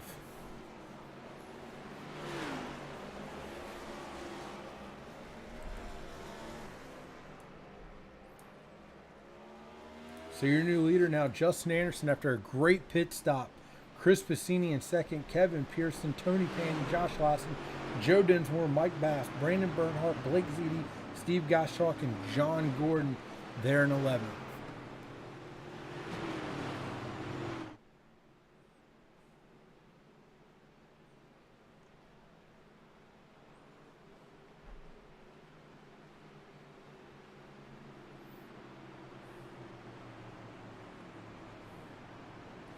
And while we have a second, let's go ahead and let's pull somebody up into the booth real quick and let's talk to them about strategy.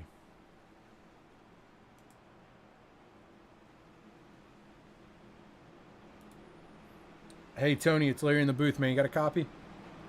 I do. Hey, man, having a strong run out there. How's everything going for you? Just getting used to this new car. It closes up quickly. I got lucky a few times there, too. I was really close to a couple of those wrecks. I've heard that the Aero is actually a pretty good package in this car compared to the last gen. How do you feel about that? It feels pretty good. It's definitely knocking a big hole in the air. That's good. That's good. So I got to know, we had Josh on the last caution. He said that you guys make it about 10 laps, you guys will be good on fuel. Everybody basically pitted. Is that the case? Are you good, like comfortable on fuel at this point? I feel like we can make it. Perfect. Any other strategy you got to take the win tonight? Just going to try to survive this thing. Hey, man, good luck to you and good job on the race so far, brother. Thank you. Tony Pandon back with his team. Cars are lining up double file. We're about to go back green flag racing. Will there be any more cautions here tonight? Will this go green flag the rest of this race? Will they make it on fuel? Josh seemed to think so if they ran 10 laps. That seemed to be the case. Tony, he thinks they can make it, but he wasn't too sold on it to me. You know, he didn't sell me that they are good on fuel. So it'll be interesting to see, can they make it on fuel, as Justin Anderson leads the field around. Right now we have 17 cars showing on the lead lap. Marshall Hall, the last car on the lead lap. You got Ross Gage. And just to show you what kind of night it's been, this is your last car on the lead lap. That's how it looks. He's driving literally everything it's got, and it is destroyed. But Marshall Hall is on the lead lap. That is what matters in the long run. Right now, the 73 leading them around. Pace car is off. We are going back. Green flag racing. Great jump by the 73s. He's getting a decent little push here from the 41 of Kevin Pearson. Just behind them, Joe Dinsmore, low line, looking very strong so far as they head down into turn one. You see Tony Panda, he jumped right as soon as he could. Got down to that low line. Chris Bassini leading that high line there. I don't know what happened to Josh Laston. He dropped back to 15th. It makes you wonder, did he take tires in that pit stop?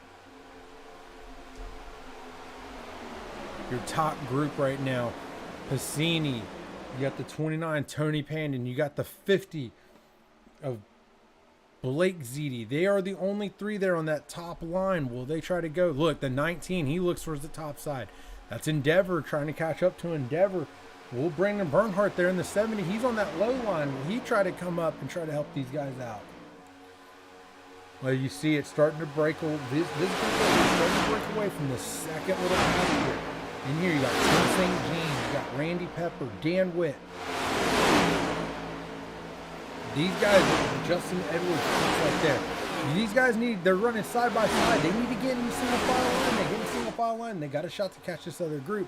But here comes the next group. Now you got Josh Laston leading this group. Dave Naughton there in the 96. Marshall Hall, a little bit far back off that group. But he's back there. Now, he's going to try to catch these guys, obviously, running by himself. It's probably not going to happen, but you see, those guys were running side by side. These two right here, because they were running right behind each other, pushing each other. They were able to catch that group rather quick, and they're going to make short work of that top. Well, and here comes the four. They're trying to fight back a little bit.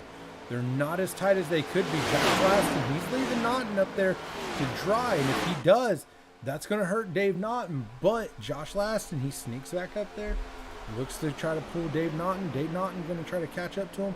They will clear that group of four, and that'll put Josh Laston and Dave Naughton in 11th and 12th now as they set their sights to try to catch this lead group. Speaking of that lead group, you still have about 6 cars there on that low line, 3 cars there on the top line. They're looking extremely strong. Even that top line, though, is still looking really good.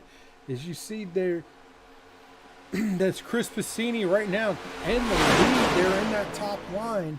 As another car now jumps up. That's Mike Bass in the 58 as that top line starts 92 of 120. It'll start getting dicey here. Eventually, this is going to start getting dicey. Your top three, your three in that top line, they've cleared that low group. 29 gave a heck of a push, but you've seen how awkward that was. You've seen it almost forced to move down to not get shuffled back. Because of that, that's going to hurt Mike Bass.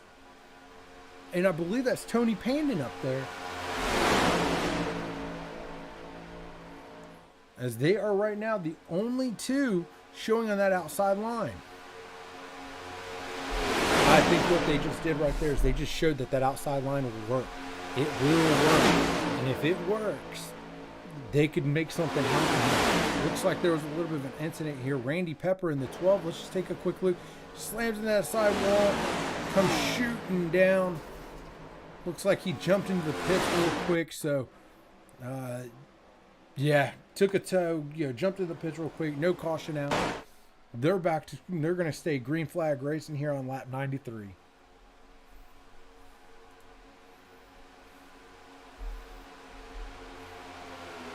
Now, as you see, Justin Anderson made a nice move here.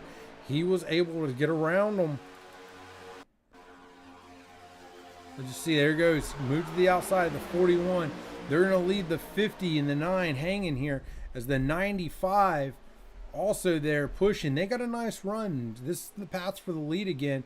And they basically just left those guys hanging. Now, as you see, they're jockeying around, trying to find the draft. And there it is. I mean, that's well done by the 73 of Justin Anderson, the 41 of Kevin Pearson, the 95 of Joe Dinsmore. This beneficiary of that, the 29 of Tony Pandon, he's up to 4th now based off of that shuffled as we are 95 laps complete, 25 laps to go here tonight. Or excuse me, 26. Gotta love when the countdown timer tells you that you're wrong.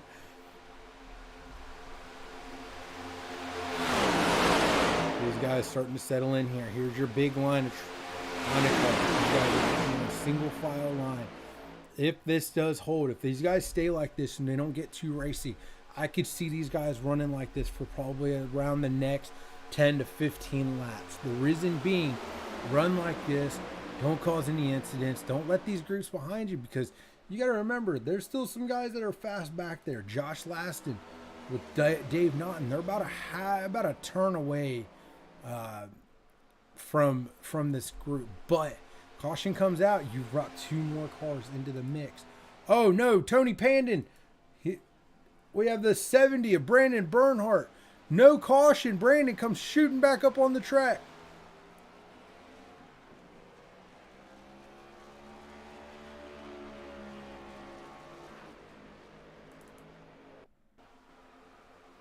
Let's see here.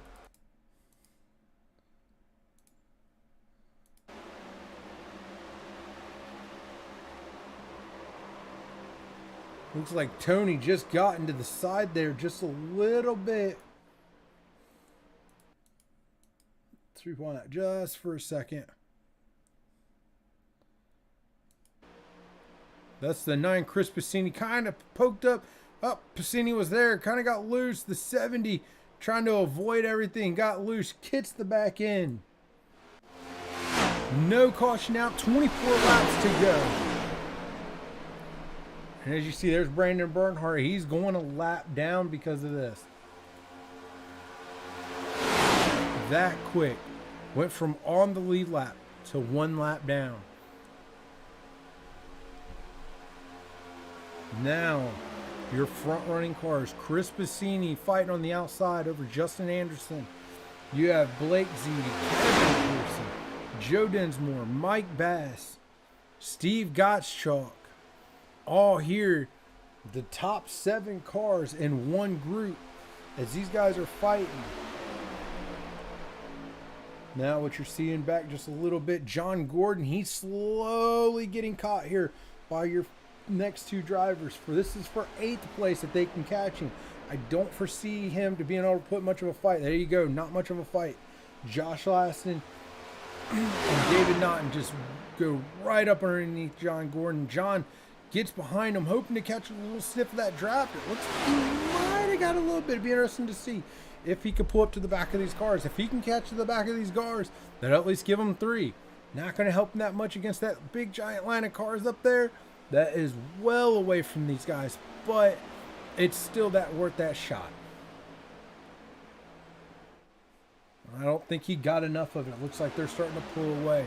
But your front cars here. I do apologize for that slight little hiccup there.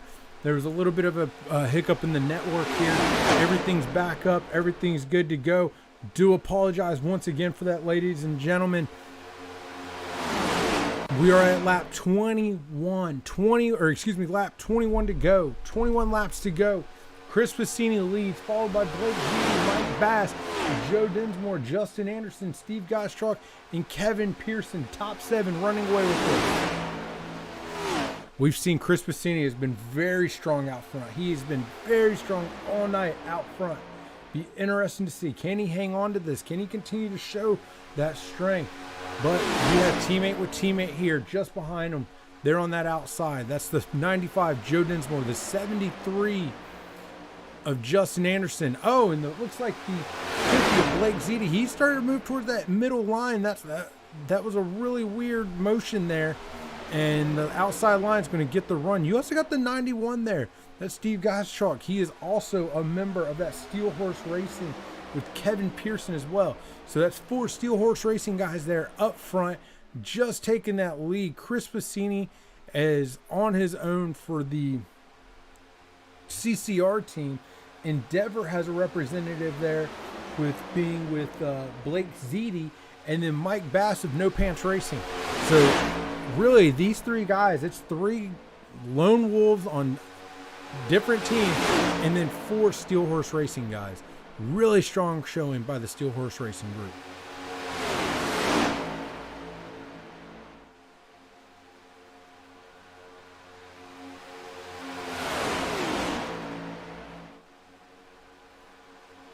As they just all get in single file line right now, they are just going to try to make a run here, catch up to this second group. Well, you start seeing, there it is. He moves out already, starts coming around that outside, and the other 3 went with him. Look for Chris Passini to try to do a little bit of side drafting here. That outside line already starting to make a nice run. 18 laps to go here in the Daytona 300.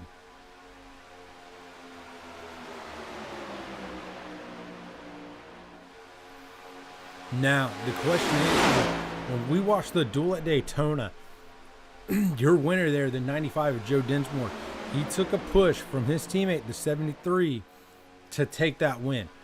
Will Justin Anderson push him to a win, or will Justin try to make a move at the last moment?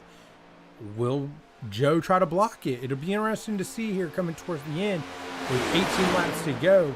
Also, look, again, 4 Steel Horse Racing guys. Look, as you start seeing them shuffling around, Kevin Pearson looked like he was going to go jump back down.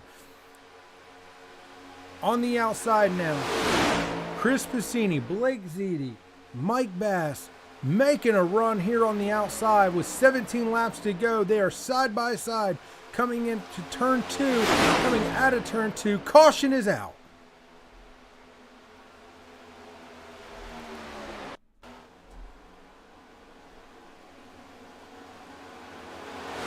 Looks like Justin Edwards got a little bit loose there.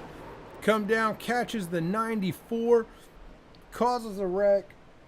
A little bit of an incident, 2 cars, and the 94 was in a very awkward spot there. That was Greg Wellen. He was stuck like that.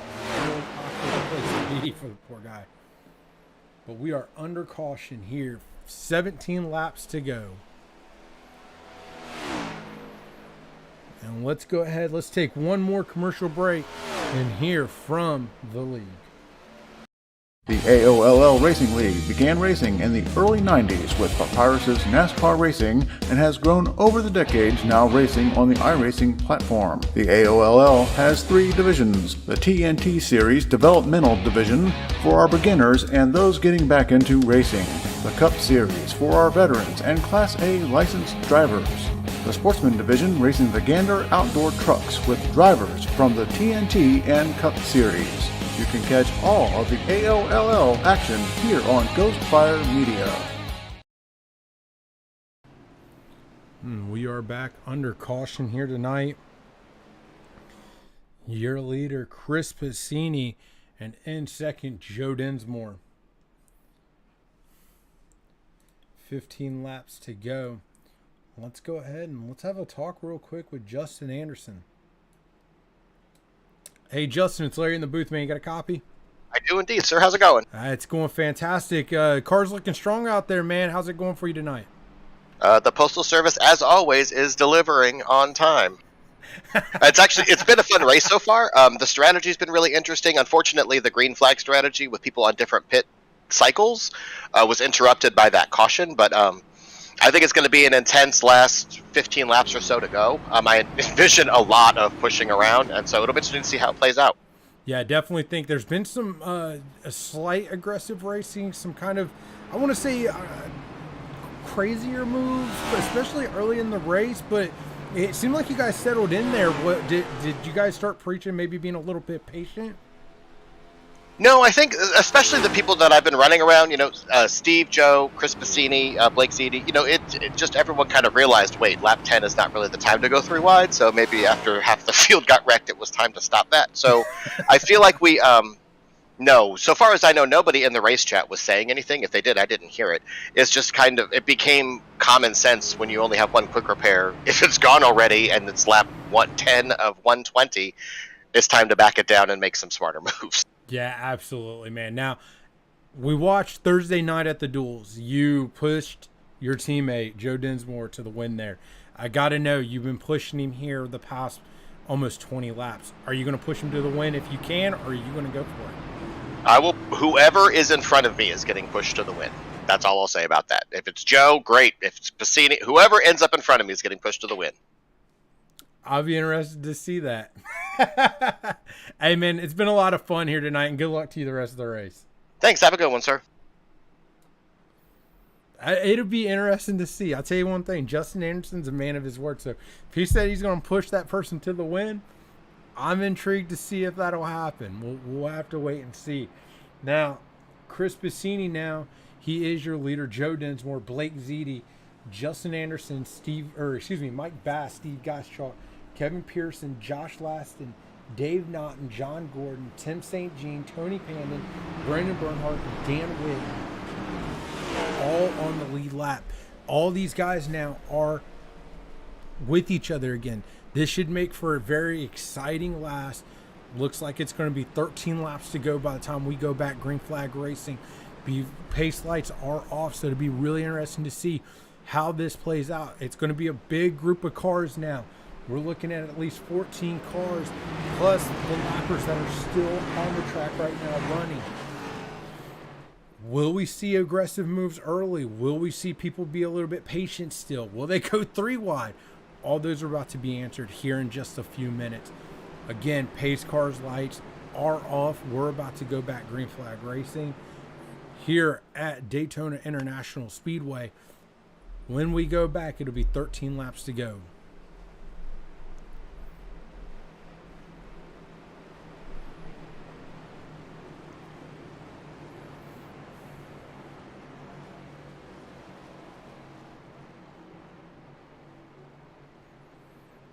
Cars are lining up side by side. Chris Bassini on the outside. Joe Dinsmore on the inside. You have Justin Anderson behind Chris. You have Blake Ziti behind Joe. Just behind them, Mike Bass, Steve Gottschalk, Josh Laston, Kevin Pearson, John Gordon. You've also got Dave Naughton, Tony Pandon, Tim St. Jean, Dan Witt, Brandon Bernhardt. Pace car is off. We are back to green flag racing. As they cross the stripe, this will be right here. 13 laps to go. Great jump by Chris Bassini as he gets a nice push by the 73 here of Justin Anderson. They will clear the 95 of Joe Dinsmore. And that big run right there, that top line just got, that allowed Steve Gottschalk to go.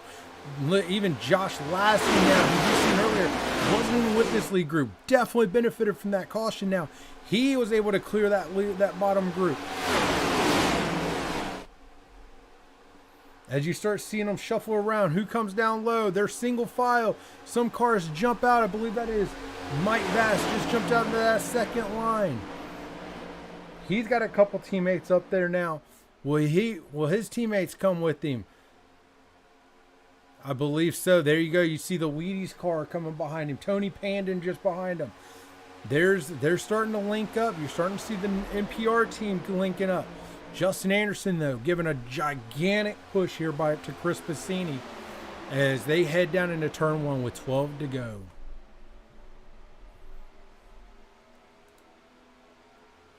You start seeing more people shuffling out. Joe Dinsmore, he's looking to the outside.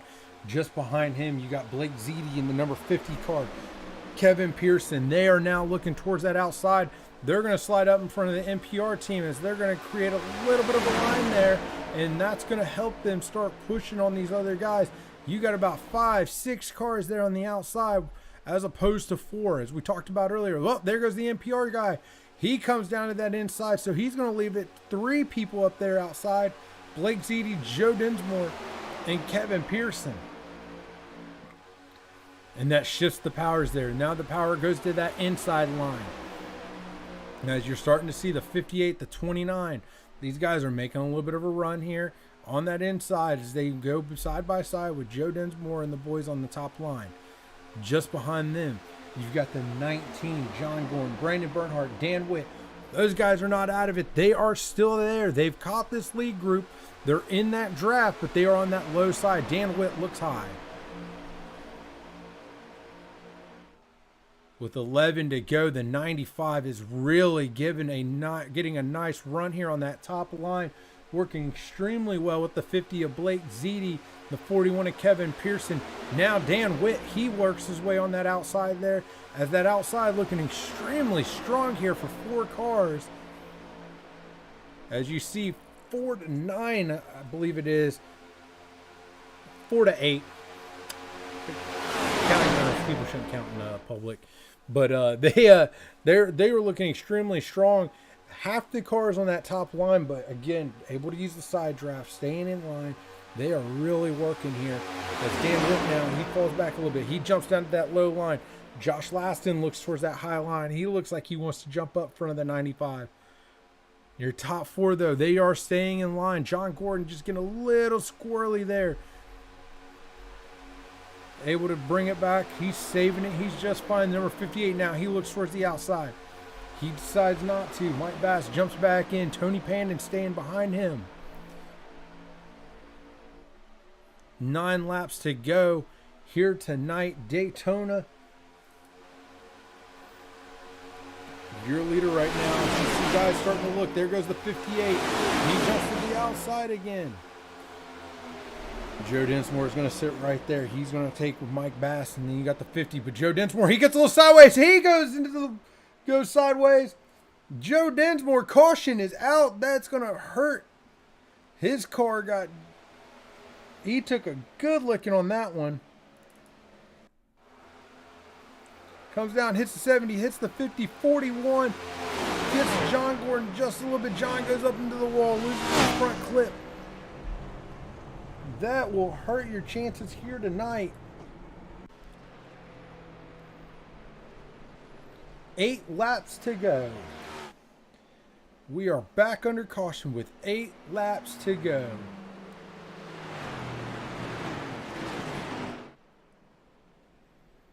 Well, it's definitely a balance of powers up front now. It'll be interesting to see. Let's see what Joe does here.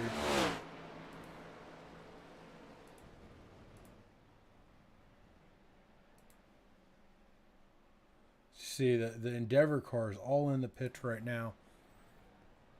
I'm not sure if Joe Dinsmore still has a fast repair or not. It'd be interesting to see. If he does, he'll still be a threat here tonight with a fast repair. I don't know. He's a great driver. I don't know if he will be able to salvage much if he doesn't have a fast repair. Again, aerodynamics plays an extremely important part here in this race. As we see, it looks like Kevin Pearson coming into the pits. I don't think he's going to chance the fuel situation. Not a bad play there. You might as well. Looks like the 50 is still in. Probably going to go a lap down. John Gordon, Brandon Bernhardt, the Endeavor boys all look like they're about to go a lap down. Unfortunate for them. Strong showing by them. And here comes Joe into the pits. And it does not look like he has a fast repair, unfortunately. And he does not. Unfortunate for Joe Dinsmore here tonight. Strong showing, strong running. Under 10 to go.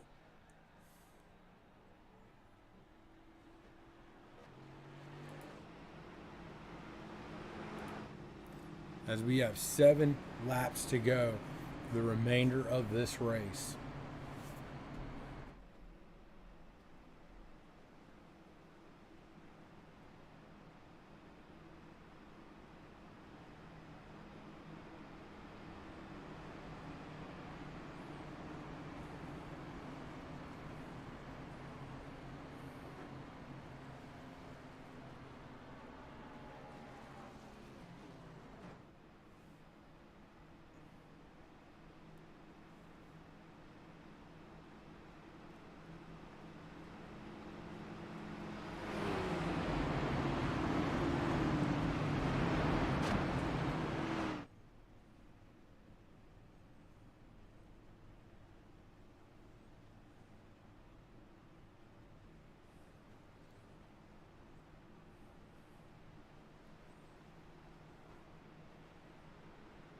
Joe Dinsmore back on the track.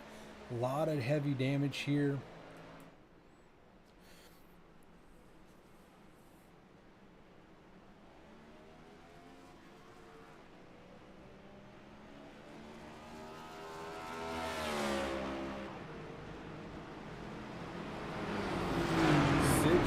To go. Race winding down. Marshall Hall looks like he is back on the lead lap, running 10th. He's had a very long, consistent race though here tonight. Marshall having a solid run.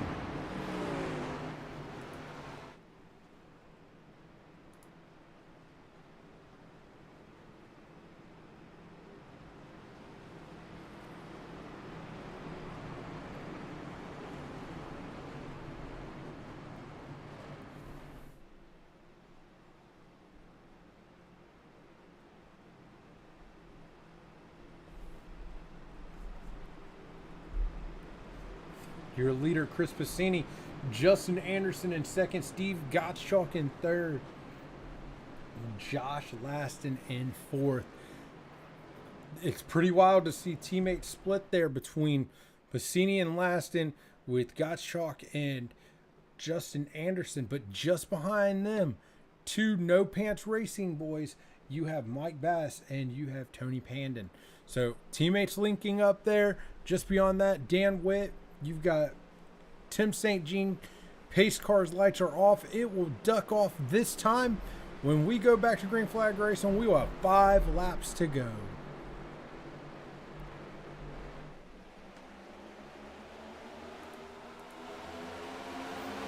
And a great jump by Chris Piscini. Leads it. He jumps up in front of Justin Anderson.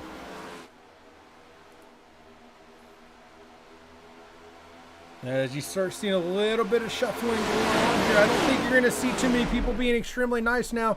5 laps to go.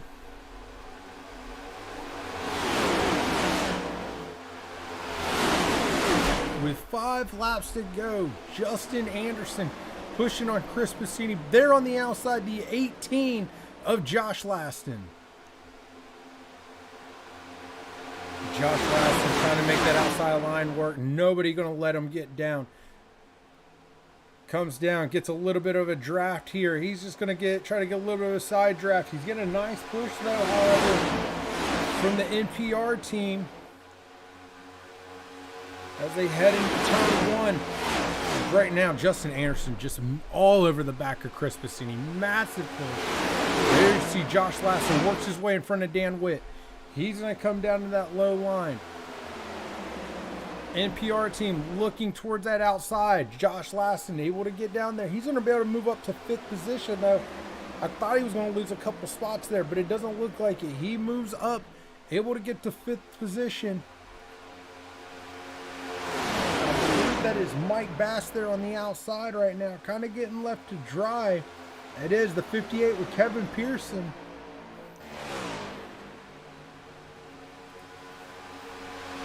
Chris Piscini with 3 laps to go.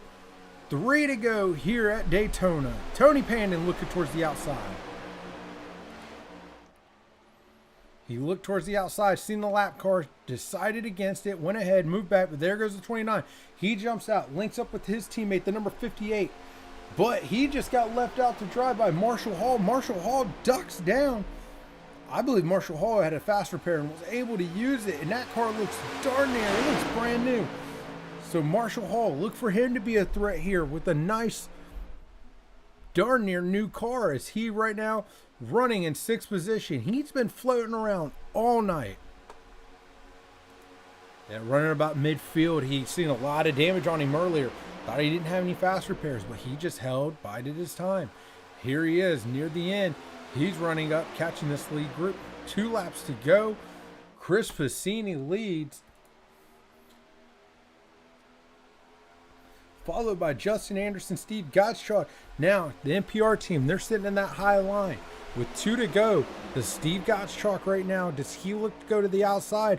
And does Justin Anderson dump the number 9 of Chris Piscini in that draft? The 18 would have to catch. If they can get a run, they can make this work where both of the Steel Horse Racing boys are able to jump around these guys if they can get the run. NPR really making that top line work. You see there, Kevin Pearson in the 41. Just behind him, Marshall Hall all over the back room. Dan Witt able to keep up with these guys. Even with the damage that he has sustained here tonight, he's rocking extremely well.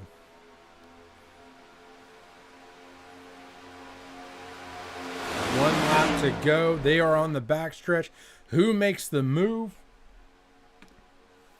Chris Passini right now. I don't think you're going to see Justin Anderson do anything right at this second.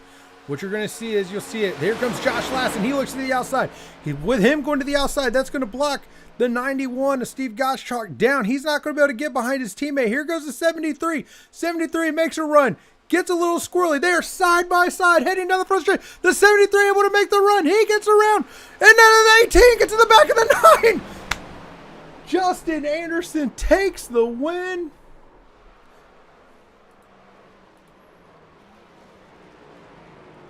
Justin Anderson takes the win. Josh Lassen's going to finish in second. Chris Passini will take third. Steve Gottschalk in fourth. Kevin Pearson in fifth. Tony Pandon in sixth. Marshall Hall comes out of nowhere, finishes seventh. Eighth, Dan Witt in ninth. Mike Bass. And rounding out your top 10 with a strong run, Tim St. Jean. What a finish. Beautiful last lap pass by the 73. He was able to get out there. Josh Lassen really made a run there trying to get around both of them. Just wasn't able to do it. Was able to get around his teammate. What a finish here tonight.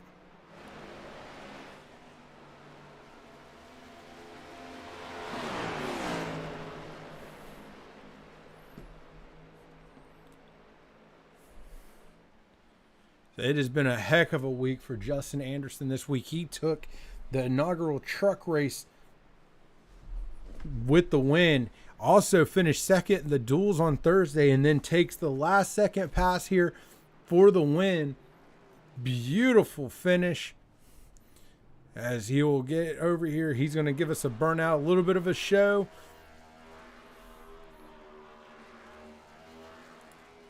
And while we have a second, let's go ahead and pull up the official. Please excuse why it went to that. Justin Anderson, followed by Josh Lassen, Chris Passini, Steve Gottschalk, Kevin Pearson, Tony Pandon, Marshall Hall, Dan Witt, Mike Bass, and Tim St. Jean round out your top 10. Joe Dinsmore able to salvage a great night. Ross Gage with the completely destroyed car really salvaged a great night. 12th. Brian McFerrin, Carl Henderson, Greg Wellen round out your top 15. And let's go ahead. Let's pull in your winner here tonight, Justin Anderson. Hey, Justin, it's Larry in the booth, man. You got a copy? Yes, I do. I feel like you lied to me. No, so I was, I genuinely was. And then Josh got on the outside of Steve, and he made it look so easy. Like, he just sucked Steve backward, and I'm like, I probably would be able to do the same thing. So I just copied what Josh did in my mirror, and I did the same thing. I gotta know. I love copying off of another kid's papers in school. Sorry. I gotta know. I mean, you kind of said that you did what Josh did, right? So looking at it, your teammates right there behind you, was there a plan for you both right in that last corner to just shift up and try to leave him, leave Chris Passini hanging and try to pass him? We had talked about it, but I couldn't really, until I saw Josh do it, I couldn't really get. So the bubble is real, and Steve wasn't right up on my rear bumper because he and Josh were kind of battling back there. So I couldn't get there. So Steve and I had talked about, yes, potentially going on the outside, or, if Chris tried to block, maybe being able to get by on the inside. But it didn't feel like it was going to work out until Josh managed to suck Steve back. And like I said, I just watched it happen and did the same thing. It was definitely an impressive move. You've had a great week this week. You took the truck race, you finished second in the duels, and then you take the race win this week. Is this what we can expect for things this season? I would hope so. There was a lot of luck involved. There was a lot of teamwork involved, both between actual steel horse and then just people on the track. I really did want to see Piscini win just because I really wanted Old Laston to be in victory lane. Like, that was my dream this whole week when I saw the paint scheme. California Auto Club was a great race. I think there are a lot of competitive drivers, so I think it would be really unrealistic to expect future weeks to go as well as this week did. Yeah, absolutely, man. But of course, I would love to believe, hey, I'm amazing, and yes, every week is going to be first and second place finishes. It was definitely an amazing race, man. Congratulations. Heck of a week, and we can't wait to watch you next week. Thanks for the broadcast. Have a good one. You too. All right, let's go ahead and let's pull in Old Laston. Hey, Josh, it's Larry in the booth, man. You got a copy?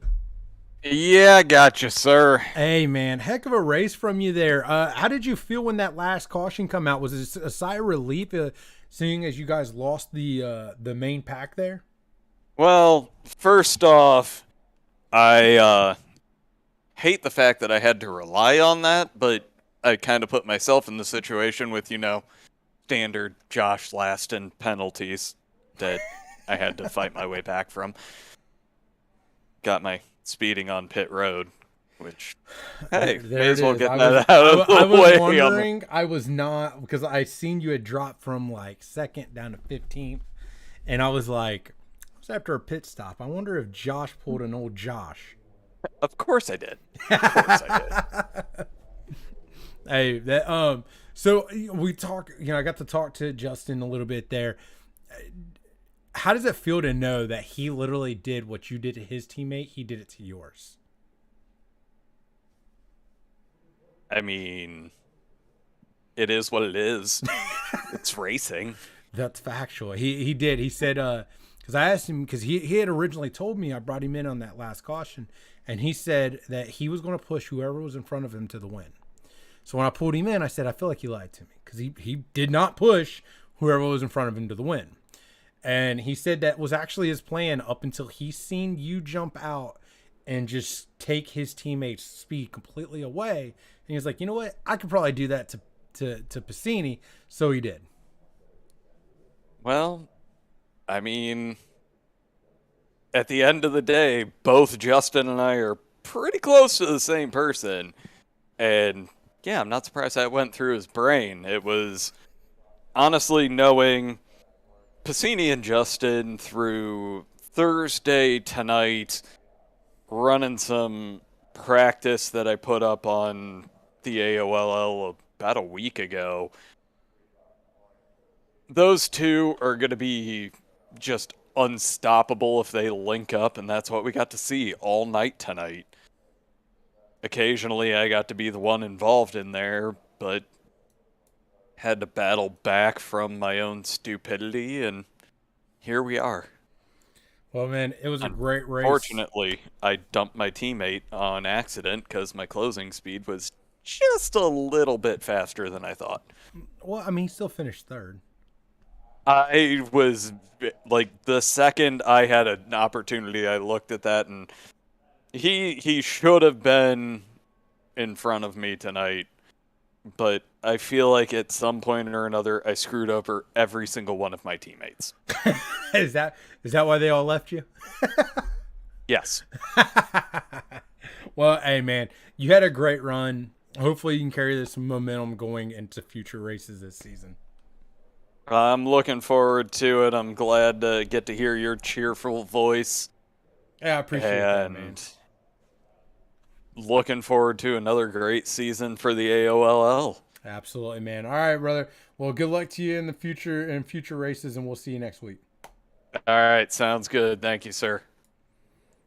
All right, and that, for ladies and gentlemen, will do it for this evening broadcast. We had a lot of fun here. Absolutely amazing racing, great finish, and we expect a lot of that this season from the AOLL. So, join us next week. I believe it is 8 p.m. starting time for the AOLL Cup Series. Don't forget, we also have other broadcasts going on. I know the Sim Racing League will be Wednesday night.